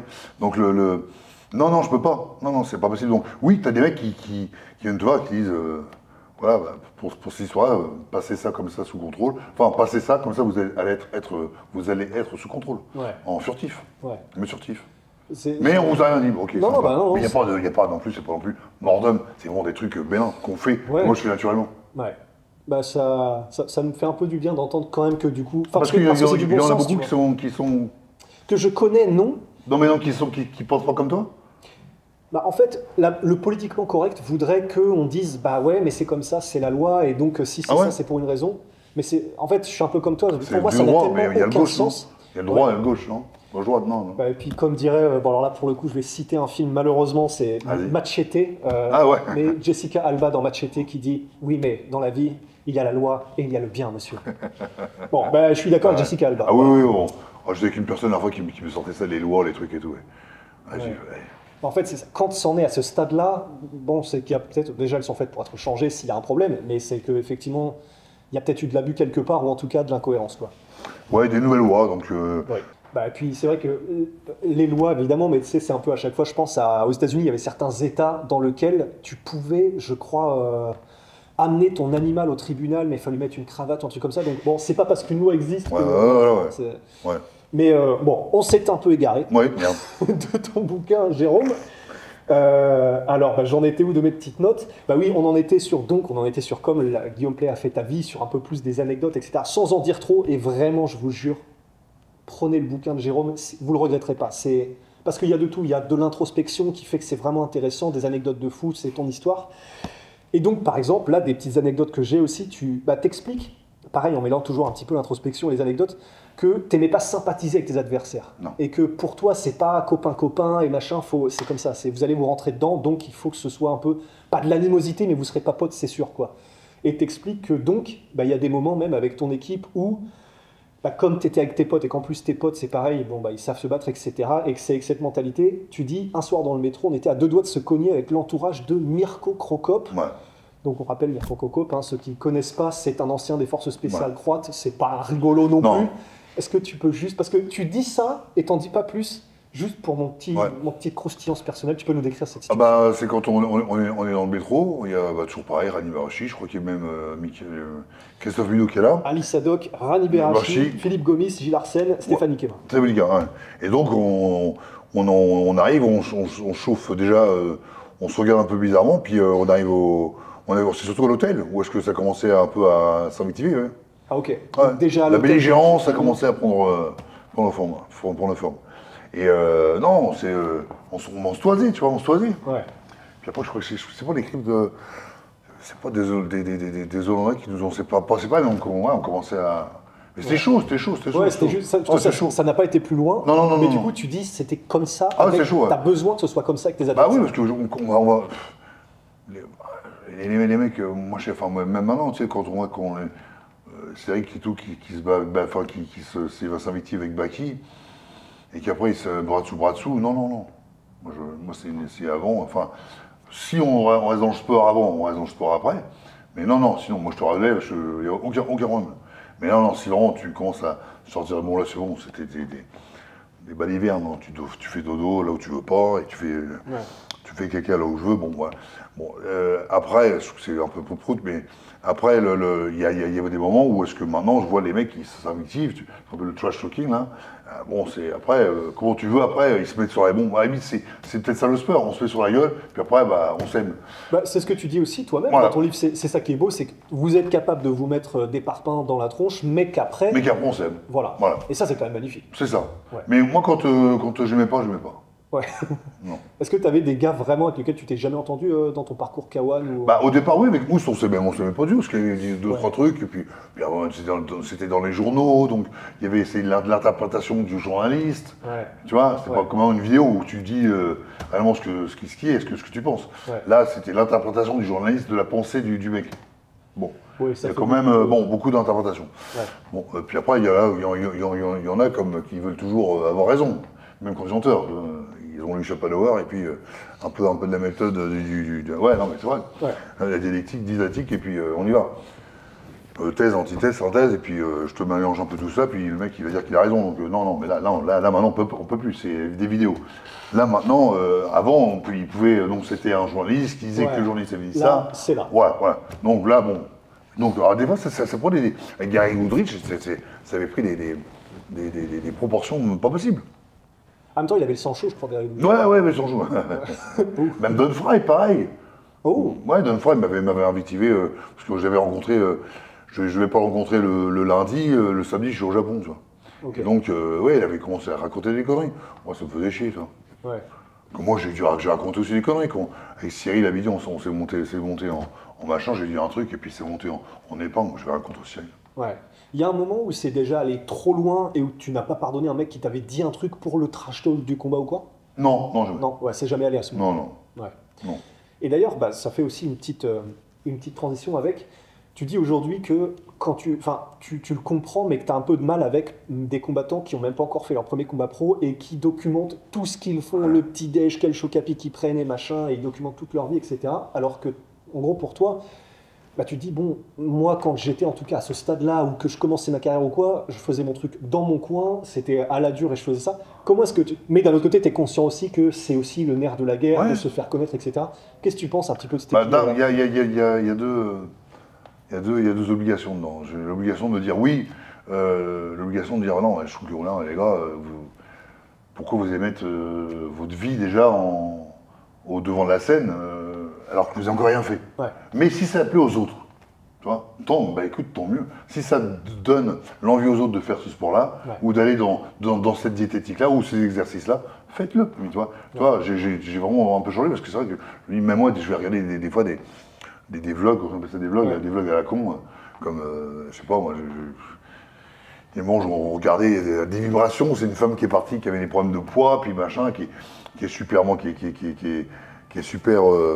super entourée avec ses parents, sa mère et tout. Et ben tu regardes, tu vois, tu deviens voyeuriste. Ouais, c'est ça, c'est mi-voyeuriste, t'as l'impression d'être avec des gens que tu connais aussi. Donc ça semble bizarre, alors que moi j'ai toujours été dans le truc un peu moine, tu sais, dans le fin fond du camping, à mettre des coups de pied dans les arbres avec un coussin que j'avais attrapé dans une caisse auto, une décharge, Donc bon, c'est vrai que c'est notre époque. Mais là, quand tu vois les mecs et ils font quelque chose, même des fois, je mangeais avec mon pote, je fais mon talon, où tu comprends, machin, puis mais attends, on mange tous les deux, ou hier avec tu vois, on mange tous les deux, mec, on s'en fout, tu vois. De tout documenter. Et puis hier avec ma fille, j'en étais en train de prendre ma petite fille, et puis il y avait des gens qui étaient, une femme qui était en train de parler au téléphone avec quelqu'un, puis regarder un truc, l'autre il était en train de scroller son téléphone, il était en train de faire ça, puis t'avais la gosse, tu sais, qui était sur une balançoire. Ah, ça c'est terrifiant. Et j'ai dit à ma fille, et j'ai dit, chouf, regarde, look. Ça c'est terrifiant. Et je dis putain merde, même la nuit des fois je me réveille puis putain je dis merde. C'est ça, on se choque nous-mêmes en train de. Quelle honte. Oh non. Bah après pour notre défense c'est chaud tellement ça te happe quoi. T'es là boum, sans te rendre compte t'as fait une demi-heure à scroller sur un truc merdique. Est-ce qu'elle a répondu? Ben non, tu peux même voir si déjà la personne a regardé. Et elle a répondu après. Donc, regardez, après, attends, de 22h16. C'est ça, tu commences à psychoter sur les trucs. Là, j'ai mis sur le côté. Ah non, fini. Mais par contre, l'avantage aussi, c'est qu'à l'inverse, je dis pas que j'y arrive parce que c'est des batailles en fait. Parce que tu arrives pendant une semaine à faire une espèce de déconnexion le soir, 1 heure avant de dormir, machin. À un moment donné, un soir, tu t'y remets parce qu'il y a un message ou quoi. Donc, c'est une bataille constante. Et je pense avec la technologie jusqu'à la fin de notre vie. Mais par contre, c'est vrai que quand on arrive à s'en défaire un peu, on redevient des êtres humains normaux. Et d'ailleurs, ça, c'est un truc, tu vois, par exemple, je pense que la mémoire que tu as de tout ce qui t'est arrivé quand tu étais jeune et de tous les détails dont tu te souviens, je pense qu'il y avait aussi, parce qu'il n'y avait pas forcément les téléphones qui, à chaque fois, font une espèce de diversion qui font que ta mémoire à court terme, elle n'est pas forcément stimulée et que tu oublies un peu. Moi, je me rends compte que moi, c'est un peu ça, tu vois. Je pense que j'oublie des trucs parce que je vois un truc, je suis en mode, c'est cool. 2 secondes après, je regarde mon téléphone et je l'oublie, tu vois. D'accord, c'est le ça, c'est terrifiant. C'est le micro-ondes. Et ça, j'essaie de lutter par contre, mais c'est chaud, quoi. Il y a des gens, qu'on appelle les juifs, ils font tous les vendredis Shabbat. Non mais, Shabbat, tu prends plutôt... Là, c'est tout. Tout mais ça, c'est... Il y a 2000 ans, il n'y avait pas de téléphone. Mais il y avait quand même, ils avaient déjà prédit, tu vois. Bon, maintenant, il y a des rabbins qui sont pas là, ils font avec le chronomètre. Donc, ça, tu touches pas. Mais il y a plein de versions et sur comment apporter la boule, comment amener la lumière, mais pas y toucher, le feu, enfin il y a tout un truc. Moi j'adore ça. J'aime pas le croire, j'aime le savoir. Et donc là-dedans, j'aime bien. Et en fait, oui, ils avaient compris. Déjà une journée, du vendredi au samedi soir, tu touches plus ni la télé, ni le portable, tu lis, nanana. Eh ben, ton cerveau, il relaxe. Il respire. Donc pour les autres, tout le monde, vous appelez ça comme vous voulez, mais faites une déconnexion numérique. Le vendredi, c'est sympa. C'est ça, une détox numérique. Voilà. Mais c'est vrai. Mais c'est vrai, et ça change la vie de réussir à un peu parce qu'on est esclave du truc, quoi. C'est ça. Et pour revenir un petit peu à ton bouquin, il y a quelques anecdotes aussi, il y a un truc, ça on le voit tellement partout sur comment se faire les tibias et trucs, et ça c'est vraiment marrant, j'ai envie de savoir comment fait Jérôme Le Banner, t'en parles un petit peu dans ton livre, je peux lire l'extrait, tu peux en parler, mais parce que le fameux truc de se faire des tibias en diamant comme en Thaïlande, etc., on voit tellement de tutos sur un internet, de machin. Et donc toi, tu dis dans ton bouquin, je m'entraînais comme un mort de faim, et pour m'affûter les tibias, j'enchaînais les coups de pied à pleine puissance sur un sac de frappe de 80 kg, si dur qu'il aurait pu être rempli de gravier. J'engageais bien les hanches pour bien démultiplier l'intensité de chaque impact. Et pour travailler mon cardio, je rafalais à fréquence répétée les PAO, les gros boucliers de cuir comme tenait le coach. Mes tibias emmorflés, entre bleu et œdème, j'allais chez mon médecin de famille me faire ponctionner une substance jaunâtre, du liquide synovial. Il m'en siphonnait assez pour remplir des seringues de 25 ml. Personne ne s'inflige ça. Est-ce que c'est toujours comme ça que tu ferais si tu devais refaire un peu, parce que c'est aussi du mental, ou est-ce qu'il y a maintenant une méthode pour se faire les tibias qui est un peu plus... Je referais plus pareil parce que mon Jean-Marc Poupel, mon docteur, non, je pense que non, il va prendre sa retraite bientôt, mon chef, donc voilà. Donc non, est-ce que je referais pareil? Ouais, pour les tibias, ouais, mais bon, ce matin, non, c'est hier, j'ai fait du mannequin de peau. Ah ouais. Et je te donne un plein pot. Mais... T'as des tibias en... Bah, comparé à toi, ça va, hein? Ouais, non, Vas-y, viens voir, sans t'es fait. Tibia. Allez, pour voir. C'est ça? Là, ouais. là, donc je le là, pars. Ouais, tu peux. Oh, bordel de merde. Hop. Hop. Hop. Hey, Là, encore un. Allez. Ah, t'as vu? Ah. Hey! C'est un poteau électrique en fait. Ouais! Donc en plus, tu sais, les... Mais ça, c'est vraiment un truc, tu vois. Je me dis, prendre un high kick avec ça. Ouais, ah bah. Bah en fait, je pense qu'un être humain normal comme moi, bah de toute façon, je pense qu'on a une chance de mourir en fait, parce que je pense que l'impact est tel. Ah bah tout le monde là, je pense que oui. Et d'ailleurs, t'avais pas affronté un gars en Thaïlande qui avait tué un chauffeur de bus parce qu'il s'était battu à high kick et le mec est allé en prison. Le premier combat que je fais, c'est contre No Quit Devi. Et donc, No Quit Devi, donc il combat au Japon après avoir été 1 an et demi en prison, parce que malheureusement, il a mis un coup de pied un contrôleur, je crois, puis il a mis en pleine tête et il l'a tué.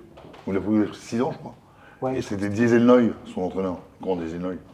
Je me rappelle, je m'échauffais, j'étais avec Pascal Leglicki, avec Jean-Paul Maillet qui était grand reporter aussi, qui était un présentateur que tu n'as pas connu. C'était pas ma génération. Non, c'est pas ta génération. C'est bête, c'est ce qui est très très bon. Les deux, c'est vraiment tic et tac. Et donc Jean-Paul Maillet, lui, était vachement... et puis donc il m'a dit attends, tu vas voir, je vais t'inclure au Japon. Donc il m'inclut au Japon et je rencontre ce fameux Thaïlandais qui était entraîné par Diesel Noy. Pour moi, c'est comme si que Michael Jordan et puis je rencontre son pupille. Ouais, parce que Diesel Noy, c'est... Ouais, c'est gros à l'époque. On est bien. Ouais.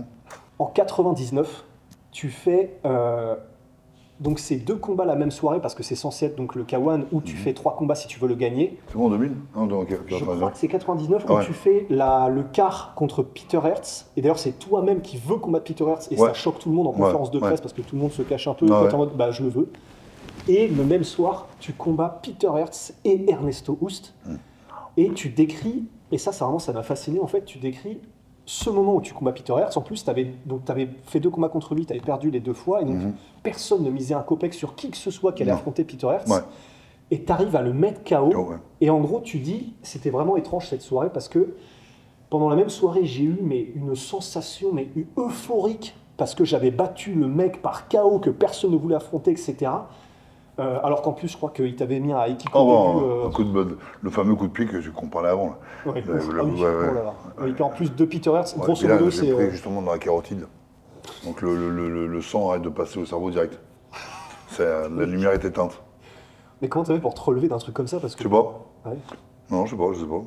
Bah, en tout cas, t'as réussi et t'as fini par gagner le combat, mais je crois que c'était genre 30 secondes plus tard. Ouais, c'est ça. À la volée. C'est pas possible. C'est pour ça que les Hollandais m'aimaient bien. Je me rappelle quand j'avais boxé contre Rémi Bojanski en 2004-2005, je crois, juste après la fracture du bras. Peu de temps après, 1 an et demi après, quand les Hollandais m'ont dit, tu vas voir, ils t'aiment beaucoup ici. Ah bon, dans l'arène, on est dans l'aréna là. J'étais même chamboulé pour Rémi Bojanski parce que ouais, tu dis, je suis arrivé en 2e, je suis arrivé en dernier, et tout le monde s'est élevé. Parce qu'ils aiment bien le style bulldog, tu sais, vraiment, on lâche rien. Ouais. Bah, ça, c'est un truc qui est... qui disait ça déjà? Je crois que c'était... je sais plus, c'est un boxeur thaï, en tout cas, que j'aimais bien, mais un boxeur thaï américain. et qui disait qu'en fait très rapidement, et je crois que Jean-Charles Skarbowski avait dit la même chose, qu'en fait très rapidement il avait compris que victoire ou défaite, si tu donnes aux gens un beau combat Ouais. et que toi t'es content de ton combat, en fait victoire ou défaite on s'en fout. On un s'en peu. fout. Ouais, tu vois Ouais. la même chose. La même chose. Ouais. Ouais, il a fait des guerres aussi, Jean-Charles, mais non, si tu vas aller, voilà, si t'es un guerrier, après tu peux faire le mec qui joue aux échecs, tu vois, hop, qui calcule, non, ça tu gardes ça pour les banques suisses. Hein. Bah non. Ouais. Et aussi, un truc qui est impressionnant dans le bouquin que tu as écrit, c'est que tu es très transparent sur la période où tu as pris des produits Ouais, et où oui. tu dis, bon, bah là, j'ai pris ça, parce qu'on m'a dit d'essayer. C'était tout au début. Ouais, c'était tout au début. Est-ce que tu peux nous parler un peu de ton historique de consommation de produits dopants? Alors, en fait, non, il n'y a pas un grand machin, mais en fait, le truc, c'est que quand j'arrive et je vois Mike Bernardo qui est congestionné, tout ça, et je le vois, je dis merde, ça, au tout début. Et j'avais combattu déjà une première fois. Et puis il était gros épaules, machin, il balèze. Tu vois. Et à l'époque, on n'était pas contrôlé au Japon. Et il me parle de Dianabol. Ok. Et puis donc il commence à m'en parler et tout. Puis il y a des mecs dans la musculation qui disent ah ouais, ce truc-là, on l'a en Thaïlande et tout ça, t'en prends un pendant un tous les jours, 2, 3, voilà. Moi je fais la même chose, sauf que moi je prends hyper vite. C'est-à-dire que là, moi j'ai un problème de genou. Par exemple, Lucie Berthaud, le genou, on est le ligament croisé pété en même temps. Elle a mis peut-être 1 an, moi j'ai mis 2-3 mois. Ça fait très très vite. Donc tu es un X-Men en fait. Là-dessus, pour l'instant, je touche du bois. Même il y a eu des colloques faits pour les hernies cervicales où j'étais mis en avant, parce qu'il y a eu des collégiales faites parce que je guéris à une vitesse incroyable. Mais ça, tu sais que c'est fou parce que là, évidemment, le mec auquel je pense qui est exactement pareil, c'est Yoel Romero en MMA. D'accord. Et en gros, Yoel Romero, les médecins ont dit la même chose. Ils ont dit en fait, là, il se passe un truc avec ce gars-là. Il avait par exemple une blessure, je crois que c'était à l'œil, derrière l'œil. Il a été voir un médecin et en gros, les médecins ont dit à l'UFC, alors je sais pas où vous l'avez pêché ce mec-là, mais il guérit littéralement 5 fois plus vite que la normale et on n'a jamais vu ça. D'accord. Et j'ai l'impression que tu es le modèle. C'est ça. Modèle. Parce que là, quand j'ai eu les côtes de pété, on a fait un accident de voiture, mais on est rentré dans un mur plein pot. J'ai toutes les côtes de pété. Je passe chez un mec que 3 semaines après.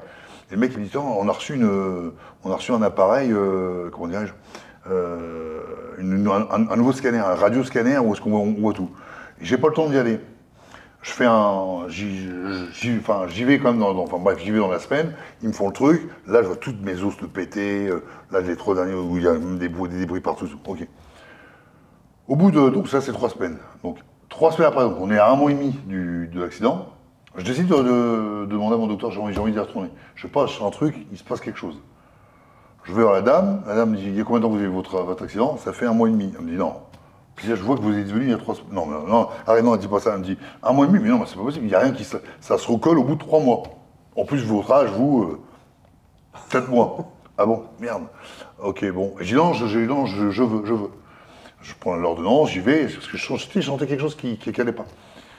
Et elle me dit, donc on fait le machin, hop, elle me dit, bon, il y a combien de temps que c'est arrivé cet accident? 3, 4 ans, 5 ans?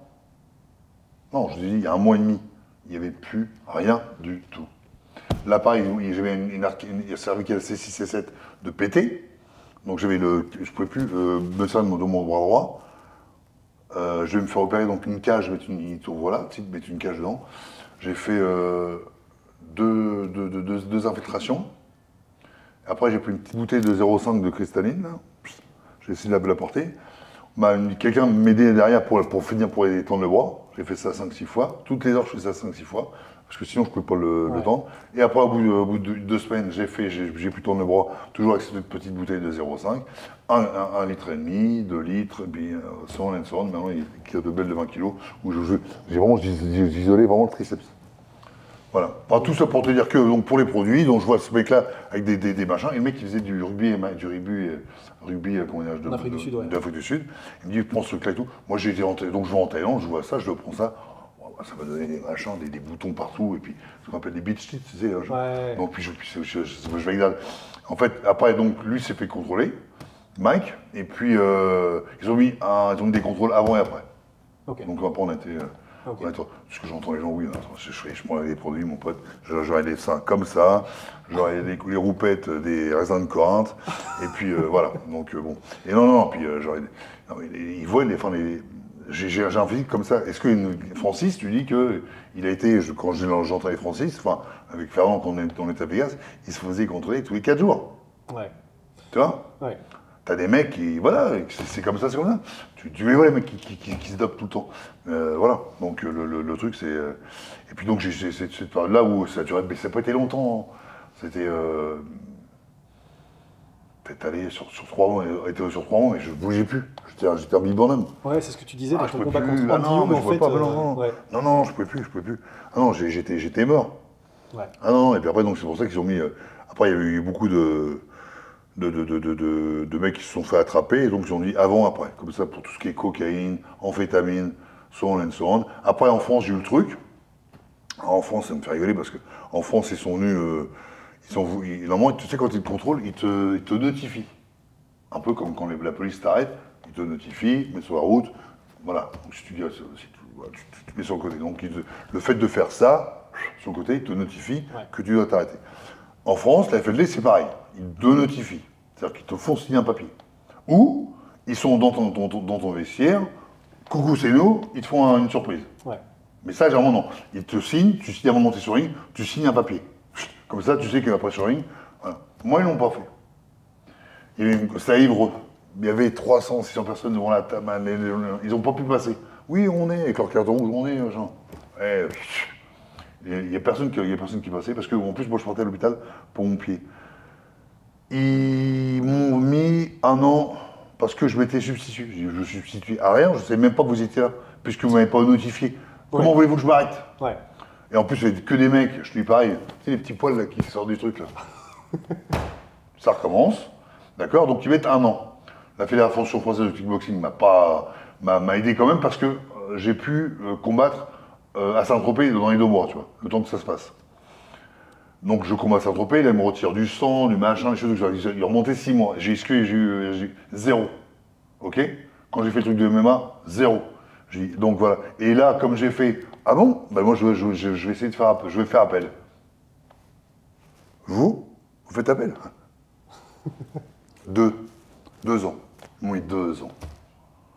Parce qu'il ne t'avait pas notifié. Parce qu'il ne m'avait pas notifié. Et que donc. Et que comme j'ai donc pas notifié, donc je fais appel de votre année parce que c'est vous la faute. Vous êtes en faute. Et ils t'ont donc rajouté une année. Ils m'ont rajouté parce que j'ai fait appel. Oh merde. Ah ouais. Et je me suis retrouvé dans le truc rue de Rivoli, le truc des grosses incarcérations, des machins, où est-ce qu'il y a le rapporteur qui est là, oui, monsieur Le Banner, machin. Et moi j'avais un avocat tout poussif là, qui montait les 5 marches, et putain, vous savez, vous savez que là, il faut parler, monsieur. Je dis non, vous inquiétez pas. Ça va le faire. Il y a le rapporteur. J'ai un rapporteur de mon cul, j'ai dit, vous faites quoi là? Rien? Vous prenez 5000 balles pour que dalle. Ok. Bon. Et donc, rebelote. 2 ans. Ah ouais. Ouais. Parce qu'en plus, il n'y a aucun, donc les détracteurs, il n'y a aucun papier où c'est écrit machin. Une autre fois, c'est pareil. Donc il n'y a aucun papier où il y a marqué il a pris telle substance. Testostérone, machin, rien. C'est juste que. J'ai été contrôlé plein de fois, donc... rien du tout. Ok. Nada. Et ils ont fait l'erreur de notifier. À la pesée, notifie. Ouais. Ou avant de monter sur une, monsieur, hop, les gants, voilà, clac, du coup, quand tu leur as dit, mais oui, mais vous ne m'avez pas notifié, donc c'est vous qui êtes comme si j'étais, je sais pas. Il faut leur demander, je sais pas, c'est vous qui avez fait l'erreur. Donc comme ils ne voulaient pas admettre leur erreur, c'était facile à admettre de mettre 1 an. Tu vois? J'ai dit 1 an, moi vous mettez 1 an parce que vous avez fait l'erreur de ne pas me notifier. Ouais. Ben non, moi je veux faire appel. Bah, faites appel. Ah ouais. 2 ans. C'était entre quand et quand ça? Il y a 8 ans, 8-9 ans. Ok. Ouais. Et pareil, un jour, j'ai un pote. Bon, où je finis au 36 kg d'orfèvre, de machin, le bordel, et où est-ce que. Un pote à moi. Est-ce que toi, on est potes, on va dire, on boit un café, machin, est-ce que je sais ce que tu fais le samedi, le dimanche? Ou le vendredi, le samedi? Peut-être que tu tortures des chats et ta grand-mère, j'en sais rien. Bah oui. Hein? On a beau être amis, oui. Avec ta belle petite moustache et tout, il a une tête de. Voilà, t'as entendu qu'il soit ton beau-fils. Mais non, mais c'est le pire des enculés, tu vois. Ouais. C'est le pire des enfants. Oui, non, tu peux ouais, pas on sait savoir. pas. Oui, bah Et oui. donc, un mec, moi je connais un pote à moi, il vient me chercher. Et puis, donc, est-ce que tu viens? Oui, je viens pas. Non, il vient me chercher à l'aéroport. J'arrive de New York. Et j'ai été entendu par l'IGPN, le machin, parce que je connaissais ce mec-là, il croyait que j'étais revendeur de camions. Ils sont venus 12 chez moi. Le procureur, 12 flics, et machin, on notifie les perroquets, et tatati, et tatata, et rebelote. Parce que du coup, ce pote-là vendait de la dope. Il vendait de la dope. Moi, ce que je savais, non, en plus, je ne savais pas. Ah, ok. Non, je savais pas. En vérité, je sais pas. Je vous le dis, voilà. Et donc, en gros, dans les journaux pour ma fille, sympa, tu vois. Et je leur ai dit, écoutez, non, j'ai même une lettre, un email de monsieur Intel, de 36 Fèvre, qui dément que non, j'ai rien à voir là-dedans. Est-ce qu'ils ont fait un démenti? Non. Ah, De toute façon, c'est vrai. les démentis, on ne les lit pas. C'est en ligne comme ça. ouais. Il faut avoir la loupe Complètement. de grand-mère. Ouais. Voilà. Ah ouais, donc il y a eu une Mais tout qui le a temps, mis mais je sais pas, Jérôme Le ouais, Banner, c'est ça. revendeur de coke. C'est ça, ouais. C'est ça, stupéfiant.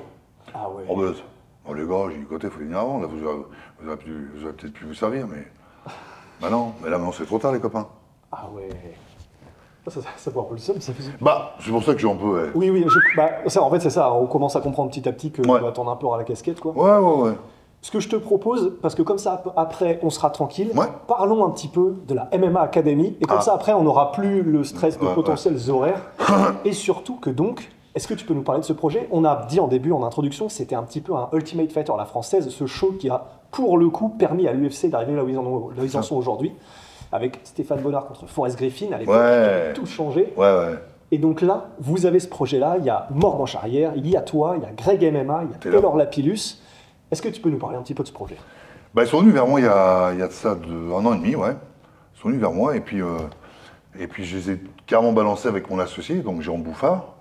Et ils voulaient, voilà, ils voulaient commencer, oui, voilà, on va faire 2 équipes, équipe A, équipe B. Oui, donc bien sûr, je connais déjà le truc, c'est le TUF américain, c'est l'Ultimate Fighter. Je dis oui, super, c'est un super bon truc. On va faire ci, ça, qui tu verrais, donc après ils m'ont dit des noms, je dis ouais, c'est super, ça. Après je voulais un garçon, une fille, donc je voulais Manon, Fleuro. Je voulais aussi, moi j'aime beaucoup Lucie Berthaud.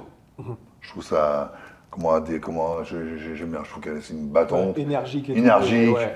elle explique bien les choses, et tout ça. Bon, il y a aussi Rizlen qui était là, je voulais aussi, donc, et en fait, donc après, le magma a fait que. Mais il y a aussi Greg et Mérin, ils m'ont dit, ouais, est-ce que tu voudrais faire la place de Greg? Ah non, j'ai dit, moi, non, faire le Nikos Aliagas, non. Non, c'est Greg qui sait bien faire ça. Oui, il a l'habitude. il est animateur. Il est animateur, oui, c'est son job, voilà. Il le fait très très bien d'ailleurs. Et donc j'ai dit putain, ça serait bon. Et donc on est resté vraiment en contact avec eux, parce qu'ils avaient besoin un petit peu d'un socle, d'une base solide, quoi, tu vois. Ouais. Et moi je leur dis, vous me prenez pas, moi je m'en fous, je vous explique un peu comment ça devrait se faire. Et puis Antoine, qui connaît Vandame, qui connaît Clovis Cornillac, des gens qu'on connaît, machin, hein. Antoine Simon. Ouais, c'est ça. Ouais. Non, pas Antoine Simon. Antoine, le mec dans Démat Productions, tu vois. D'accord. Et donc, ils sont venus au coffre. Et là, la chance, c'était le coffre de Nantes. Dans le Mans, le coffre du Mans, ça a été une super soirée avec des amateurs magnifiques. D'ailleurs, je voudrais remercier tous les amateurs de ce pays, hein, qu'on appelle l'Hexagone, hein, d'ailleurs. On représente la France dans l'Hexagone. Hein, c'est Ouais. donc voilà, et petite parenthèse. Et donc, je trouve qu'ils ont été formidables, et je trouve qu'on a un pays vraiment, maintenant au niveau du MMA amateur, très beau. Ouais. Grave. Et donc, ils ont vu ça, ils ont dit, waouh. Est-ce qu'ils m'ont dit, ouais, parce qu'amateur, non, venez voir. Comment les jeunes, ils en veulent. Bah, peut-être qu'ils filment leur bol de matin de céréales et tout ça, mais ils charbonnent comme les mecs. Ouais. Ça, je vois. Donc, non, toute peine, laurier revient à César. Et donc, il a vu ça, et je dis, voilà, on pourrait faire un grand truc. Donc, ils nous ont des noms, on a dit oui, machin, ça. Bon, j'ai d'animosité avec personne, donc moi, c'était toujours oui. Et après, on est tombé sur Taylor, qui est mon pote, et puis Morgan, qui est super. Et donc, c'est super, non? Et je pense que les autres saisons sont encore mieux. Oh, ah ouais. Ah ouais, je pense que ouais. Déjà celle-là, ça va être. C'est celle-là, elle est masterclass. balèze. Il y en a un dedans, faut pas manquer, c'est Walter. Ah, Walter, Oh. c'est l'homme de Cro-Magnon de Molenbeek. Ah non. Ok, est-ce que tu peux nous en dire juste ce qu'il faut de plus pour que. Mais sans spoiler? Ah, il y a. Non, vous allez voir des. Vous allez voir de l'émotion parce que les mecs, ils sont vraiment, ils vivent ensemble pendant une semaine. Il faut le dire, ils se frappent. Mais c'est pas du sparring, hein. Là c'est vraiment des combats. Ouais. Donc je sais pas, à un moment donné, je les vois, je leur dis, mais ce que vous vivez aujourd'hui, c'est comme intense, parce que vous mettre sur la gueule aujourd'hui quand même.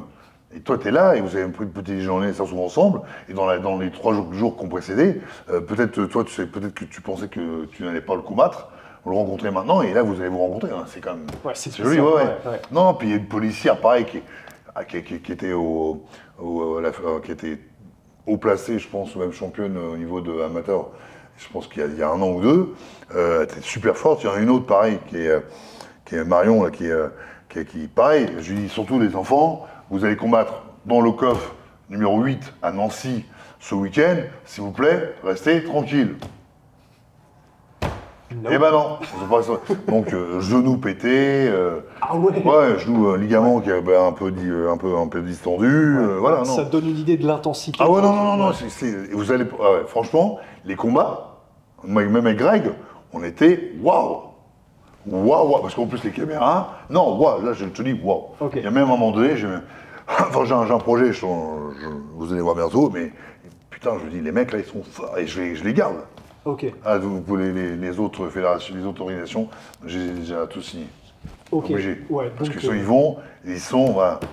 ils sont, tu les aimes les gamins. Ouais. Ah ouais. Donc c'est vraiment ça. Ouais, il y en a une, elle est super mignonne, elle est super belle, je ne me rappelle plus les prénoms. Elle est super belle, super mignonne et tout. Mais tu croyais qu'elle a fait la collection de poupées? Bah tu vas voir la poupée, tiens. Ouais, poupée, mais salade de phalange. Poupée, ouais. Salade. Ken de- Barbie. Ouais. Ah non, Mais c'est pas- top. Ah non, moi j'ai adoré. Non, puis même à un moment donné, on leur fait faire des burpees. Comme un imam, tu sais. Ouais. Oh là là. On était là avec Greg, on avait la chair de poule. Ouais. Tu sais, bah, il y a encore Parce qu'ils un. se donnaient vraiment. Oh, et encore un. Ouais. Putain, je dis, putain, ok, on est comme des. Waouh. Ouais, donc Après, j'en vraiment- sauve et tout ça, donc c'est super. Ouais. Non. Vraiment, et là, je pense que ça va donner un grand coup de kick au MMA, ouais. Bah, parce que Ouais, vrai MMA que- Major. bah, et pour le coup, on a tellement de pépités de talent que c'est vraiment parfait Incroyable. que ce soit que le même amateur. Moi, j'étais sur le cul. Bah, parce qu'en plus, et c'est ça qui est bien, c'est que déjà, non seulement là, ce qui est bien, c'est que là, tu viens de le dire, bon, il y a une intensité pendant l'émission, etc. Bon, vous êtes pas prêts. Ah ouais. Et en plus, c'est ça qui est magnifique, c'est que là, en plus, on parle de gens qui sont le futur Ah ouais. du MMA français. Donc là, il y a à boire à manger, on est bien. Il y en a un, que vous allez voir, que je vais devoir combattre au coffre là, bientôt, là, à Amiens. Le mec, il s'est transformé, le mec. Un Michael Jackson, tu sais, Michael Jackson qui est timoré, voix toute douce, ou même Michael Jackson, Ouais. même Mike Tyson, tu vois. Ouais. Et là, tu le vois, dès qu'il monte sur ring ou sur scène, le mec, il commence à prendre la main du speaker, Sébastien Love, et machin, parce que Sébastien, il est quand même, hein. Et là, même Sébastien, il est comme ça, il dit, qu'est-ce qu'il fait? Le mec, il est là, ouais, il prend avant, et machin, et tout. Et on le voit, le mec, c'est un pro. Ouais. Alors, en fait, ça me fait penser un peu aux teenagers américains qui sont déjà, ils savent parler à la caméra. Ouais. Ils parlent, ils vont regarder sur le côté, ils vont pas regarder en face, ils vont regarder sur le côté. Ouais. Donc, c'est quel profil, tout ça. Les mecs, ils ont déjà ça. Ils captent la com. Putain de merde, en fait, je suis un homme de Cro-Magnon. Mais non, j'ai trouvé Walter qui est un homme de Cro-Magnon. Le mec, il bouffe du foie le matin, cru. Oui, monsieur, du foie le matin cru. Et je mangeais avec lui. Le mec, je le vois, il fait, ah, C'est comment? mais écoute, c'est pas mauvais. C'est pas mauvais. Et le mec, par exemple, le mec, il ramenait sa bouffe avec lui. Il ramenait son petit Son foie cru et- entrecôte. Ah ouais. Ah oui, donc, ouais, vraiment Ah non, tu quelqu'un as de raison. spécial. quoi. Ah lui, Ok. Walter. Oh là là. Mais ils sont tous bons. Mais, non, mais Walter, tout le monde était là. Puis tu sais, il vient de Molenbeek. Donc c'est un Belge. Donc il y a Ouais, cette manière d'être. Ouais, j'aime bien un peu cet anglicisme, tu vois. Ouais. Ah ouais. Mon Dieu. Et d'ailleurs, je me suis très bien mis avec le maire de Bruxelles. On va faire COF France contre COF Bruxelles, tu vois, Froc. Et en fait, les gagnants iront combattre. Et j'ai été avec Firas Zabi il y a pas longtemps à Montréal, Oh. ville chère à mon cœur. On va faire ça. Ça va être bien, ça. Ouais. Donc Hexagone et les autres, hein, piquez pas l'idée, ça sert à rien parce que je l'ai promis. Hein. Proms. C'est fait. Et petite parenthèse, mais puisqu'on parle, eux, et de manger des organes crus, et de Montréal et de Tristar, Georges Saint-Pierre, il y a quelques semaines de ça, a mangé des couilles crues de je sais plus quel animal. T'as déjà tenté ça? Non. Tu tenterais? Oui, bon, je trouverais, oui, Pour oui. savoir, quoi. Ouais, on va voir, ouais, ouais. Ouais. Ouais, faut lui demander. J'étais avec lui il y a pas longtemps, j'aurais dû demander. Ouais, bah il a mis ça sur Insta. Je pense Ah que ça bon devait être un gros mammifère parce que les couilles étaient monstrueuses. Ah bon Donc ouais. Bon. Je crois qu'il s'est pas trop régalé. Je crois qu'il a D'accord. craché direct. En tout Ah cas. bah, tu m'étonnes. C'est du gluant, tout. Hein. Ah ouais, mais c'est des mets délicieux dans certaines cultures, ça. Hein. Je crois qu'en Sibérie, une couille ou un œil, c'est magnifique. Hein. C'est un cadeau. Bon, bref. Bon, Oui, mais en tout cas, voilà. bon MMA anniversaire. Ouais, Academy, bah, écoute, non, bon, rien du tout, anniversaire, tu le gardes pour toi. Ouais, tout Tu le gardes cadeau, ta couille dans ton cul. Voilà, ouais, Ouais. voilà. Ce sera pas à t'offrir, en tout Non, cas, maintenant. non, les non, gens non. le savent. Non, Ok. pas de couilles. Mais en tout cas, voilà, maintenant vous savez ce qu'est la MMA Ah, Academy c'est top. qui arrive, qui débarque. Il va y avoir du divertissement, il va y avoir du futur, du MMA, ça va être magnifique. Ah, puis on se plonge, c'est encore un côté voyeuriste. On plonge dans le quotidien. En fait, c'est surtout ça, c'est que du coup, c'est ce que tu disais, c'est On ce les qui aime. fait la différence et c'est ce qui a fait que le Tough Ultimate Fighter avait cartonné, c'est que donc, avant de les voir combattre, tu te lies un petit peu avec les combattants Ah, parce oui. que tu vois comment ils sont. C'est ça. Parce que tu peux pas trop tricher quand t'es Non. pendant H24, bah, ils mettront pas les caméras de ce Ah, qui j'ai se même passe fait à chialer à un côté. moment donné. Hein. T'as une Ouais, gamine, ok. ah ouais. Ah non, ils m'ont touché, les gamins. Puis on sent que c'est. On sent que c'est normal. On croirait que c'est la dernière ligne droite de leur vie. Mais j'ai dit, les copains, mais non, vous avez 18 ans. Oh, 17 ans, 20 ans. Oh, comment? Ouais. Est-ce qui t'a presque, sans spoiler toujours bien sûr, Ouais. mais ce qui t'a rendu un peu émotionnel et presque fait chialer, c'était lors d'un combat ou c'était l'histoire d'un gars L'histoire ou d'une fille l'histoire du mec, où est-ce que. Ouais, tu verras, ouais, il y a un moment donné, c'était un peu sensible. Ouais, il y a un moment donné où je me suis reculé, parce que il m'a fait. Ouais, il y a un moment, tu sens le mec, là, j'ai un petit là, qui est dans ma région, Clément, il vit pour ça, le mec, il vit pour ça. Ouais. Comme à l'époque, mais là je vois donc. Ouais, c'est ça. Putain, tu transposes un peu, tu c'est dis, ouais. putain. Non, je me transpose même pas. Non, je vois le truc, je vois. Putain, mec, il faut de fou à un moment donné pour faire ce genre de truc-là, faut de cinglé. Ouais. C'est pas un sport qu'on regarde tous les jours comme le foot, tout ça, où il y a des classements, des machins, le père qui va être derrière, il y a des usines, un champion. Là, les mecs, on oublie. Tu vois, moi, en fait, je me dis, putain, mais moi, je pars d'un truc où je m'entraîne tout seul dans mon garage, il n'y a personne, il n'y a pas de réseaux sociaux. Les réseaux sociaux, ils peuvent s'accrocher à des choses, des programmes d'entraînement. Moi, que dalle, c'est vraiment au pif, tu vois, Ouais. à l'intuition. Ouais. Donc tout ça, ça m'émeut parce que je me dis, putain, ouais. Et je me dis, ils ont de la chance. Je leur dis, vous avez de la chance. Vous vous rendez pas compte de la chance. Il y a Taylor qui est là, il y a Morgan qui est là, Ouais. et alors il y a les assistants qui sont là. Putain, je sais pas, moi. C'est comme si, moi à l'époque, il y avait Mike Tyson Holyfield. Ouais. Merde. Ouais. Ah bah Quand clairement. même, ouais. C'est en plus des gars comme Morgan qui ont eu ce parcours où c'était leur rêve, et d'ailleurs, puisqu'on en parle, mais lui, ça a été un des premiers à réussir à faire cette espèce de truc de vlog ou de vidéo régulière, Ouais. parce qu'il avait ce rêve d'aller à l'UFC, etc. Je Il s'y comprends. retrouve finalement. Donc, Super. typiquement pour des gens qui vont faire cette émission, c'est Bah oui, l'exemple et le c'est modèle à suivre. quoi. une grande porte ouverte, un gros Ouais. boulevard. Ça, du coup, c'est dans le livre, mais juste, ça me fait marrer de prononcer cette phrase. Ta première copine, Séverine, vous êtes tombés amoureux après que tu lui aies explosé la tête contre une vitre en plexiglas. Petit besote. Ouais, j'étais petit, Bah oui. j'avais 7 ans, 6 ans. Ouais. Et donc j'étais tellement pressé de sortir pour nourrir les fourmis, parce que j'adorais ça. Donc je prenais des petits carrés de sucre chez ma nourrice. Et en fait, je voulais tellement être le premier, parce que je pensais que tout le monde faisait ça. Avec moi. Et c'était dans la cour de La récré. cour de récré, et à un moment donné, je pousse ma pauvre Séverine, elle se mange la vitre. Et puis donc, ouais, c'est un peu ouverte, et je me suis fait légitimement embrouiller, engueulé, enguirlandé, puni. Mais c'est à ce moment-là aussi où vous êtes tombé un peu amoureux, petit Ouais, peu. on était amoureux, c'est vrai, je me rappelle. Comme quoi Ouais. Le combo fourmi et. Ouais, fourmi, ouais, ça, c'est vrai. Ouais, ça rapproche. Ouais. Ouais. Mais mon premier grand amour, non, c'est Lydia. Hein. C'est Lydia. Oui, tu en parles dans le bouquin. Ouais, c'est ma Ouais. pote, ouais, c'est ma pote. Ouais, c'est ma pote. On avait 19 ans, tu te rends compte? On était des jeunes. C'est généralement c'est l'âge où c'est fusionnel presque. Ouais. Puis c'est toujours été ma pote, mais encore même maintenant, on s'appelle. C'était au téléphone. C'est ma pote. Ouais. Ouais. Quelqu'un que tu connais sur le bout des doigts, qui te connaît sur le bout des doigts, et donc en fait il n'y a plus de. Ah, ouais. Ah, Ouais. je pense qu'elle me connaît mieux que moi. Enfin, non, on se connaît très bien. Ouais. Je veux que son bonheur, et je connais ses enfants. Ouais. Ouais, Tout ton sourire, Et puis peut tout dire, tu vois. Ouais. Et puis le fait là de réécrire ce bouquin, ça nous a rapprochés en fait. Ça, tu sais, ma mère, enfin voilà, il y a plein de choses. Tu vois, Ouais. c'est quelque chose La fois, on a lu, quand je voulais que Karim me lise le bouquin. Karim, tu vas me lire le bouquin. Donc on était dans un hôtel et puis on était à côté l'un de l'autre, puis on écoutait. Parce que c'est pareil, tu sais, elle a vécu. Quand tu me disais les gens que ce soit maintenant, mais elle a connu avant. Ouais. Le gens qui bossaient en boîte de nuit, qui bossaient au magasin de sport, qui bossaient en tant qu'agent de sécurité, qui s'entraînaient le matin à 6h du matin. Ouais. En fait, ce que je voyais Mike Tyson faire ça, donc je faisais. Moi, j'avais pas quelqu'un avec un entraîneur qui disait bon, alors là, le tuto numéro 1, apprendre à courir. Ouais. Moi, c'était que Ouais, que du enfin, ouais, l'intuition ouais, du pif. ouais. Ce que tu Des voyais, grosses tu charges, faisais. c'est comme Ouais. vas-y, encore une, ta gueule. Ah ouais. C'était ça le truc, ouais. Comme toi, des fois, tu fais l'entraînement. Mais là, c'était tout le temps, tu vois. Ouais. Allez, vas-y, mon petit, tu vois. Allez. Non, mais bon, voilà. Ouais. Bah ouais, à l'ancienne, quoi. Ouais, et puis je m'entraînais avec des mecs qui faisaient 63, 70 kilos, parce qu'il n'y avait personne, tu vois. Ouais. Donc j'étais obligé d'être rapide. Je me rappelle à l'époque, je faisais de la boxe américaine, je faisais des coups de pied retournés sauter, doubler ma moshigari. Ah ouais. Ça devait être quelque chose à Ah regarder. ouais, puis ouais, je changerais peut-être un truc. Ouais. Je retrouve, ouais. Un tronc de 110 kilos qui Ouais, fait des des cacatos. Ah ouais, je couché. fais 110 kilos. Ouais. Ouais.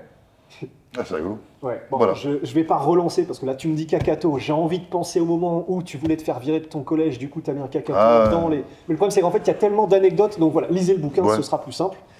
Mais voilà, pour finir, quelques tout petits trucs, mais ouais. Tu habites où maintenant, toi Je Où est-ce passe que tu comment habites Où est-ce que tu habites Pas Angers. Ah, tu viens ici tiens. Ah bah juste pour toi. Non, tu habites à Angers J'habite à Angers, ouais. Ouais. On habite. Bah, en fait on est angevin avec Guillaume à la base. Ouais. Vous êtes Et- potes à la base. En fait, on est amis d'abord Ouais. du lycée, et ensuite, bah, c'est lui qui a eu l'idée de créer La Sueur, il y a 8 ou 9 ans. Ouais. Et en fait, comme bah, moi, du coup, j'étais déjà passionné de MMA, il m'a dit, bah, si tu veux écrire des articles ou faire des trucs, Il y a combien de temps de ça ça, c'était il y a 9 ans, je crois. Donc t'étais passionné de MMA, comment par internet, tout ça, non Ouais, c'est ça. Bah, c'était, d'ailleurs, on en parlait avec Chris Guénart, mais en gros, c'était le Ouais. moment où, tu sais, donc c'était à l'époque de Fedor, c'était un des premiers gars, il y avait Fedor et Carla Moussou en France, où je regardais, je suis en mode, mais qu'est-ce que c'est que ce truc, et Cheikh Congo aussi, etc. Et c'était l'époque où tu regardais sur Internet et tu voulais pas voir le résultat du combat, et du coup, je plissais les yeux en appuyant sur le lien pour pas voir combien de temps ça dure, pour être sûr que s'il y a un Ouais, finish, je ne vois pas. À cette époque-là, tu vois. Si c'est 9 minutes, oh putain, il y a un KO. C'est ça. Et donc là, j'étais en mode, putain, je voulais pas voir ça. Ouais. Donc cette époque-là. Ah ouais. Et du coup, bah, après, Guillaume est devenu passionné aussi. Et C'est bien, après, hein. c'était parti Ah, comme ça. vous avez vraiment lancé le truc, non Ouais.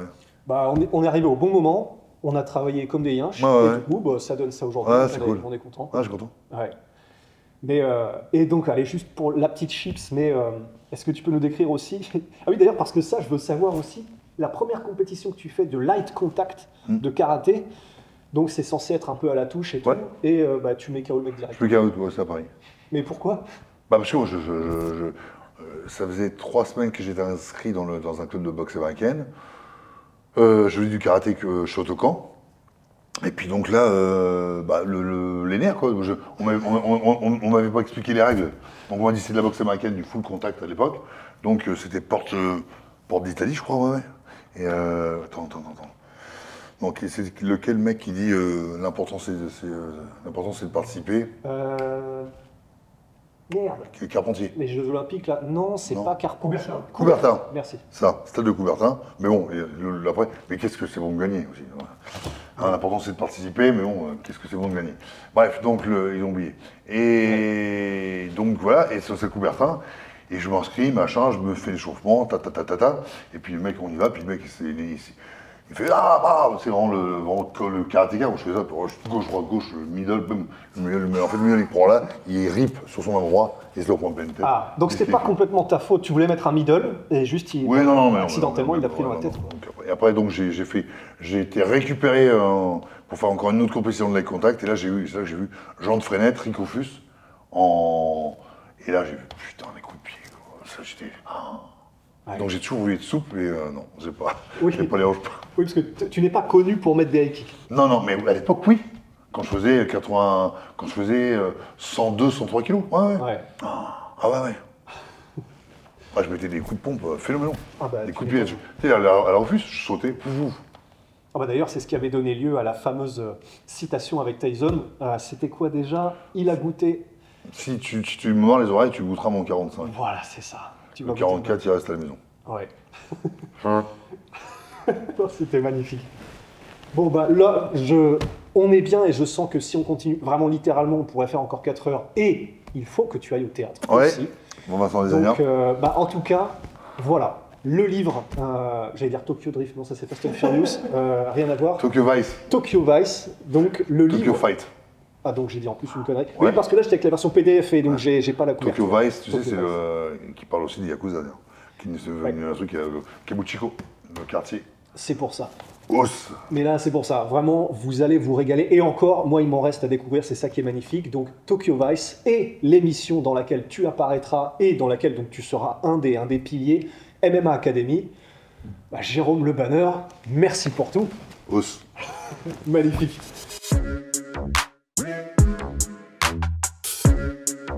Yeah.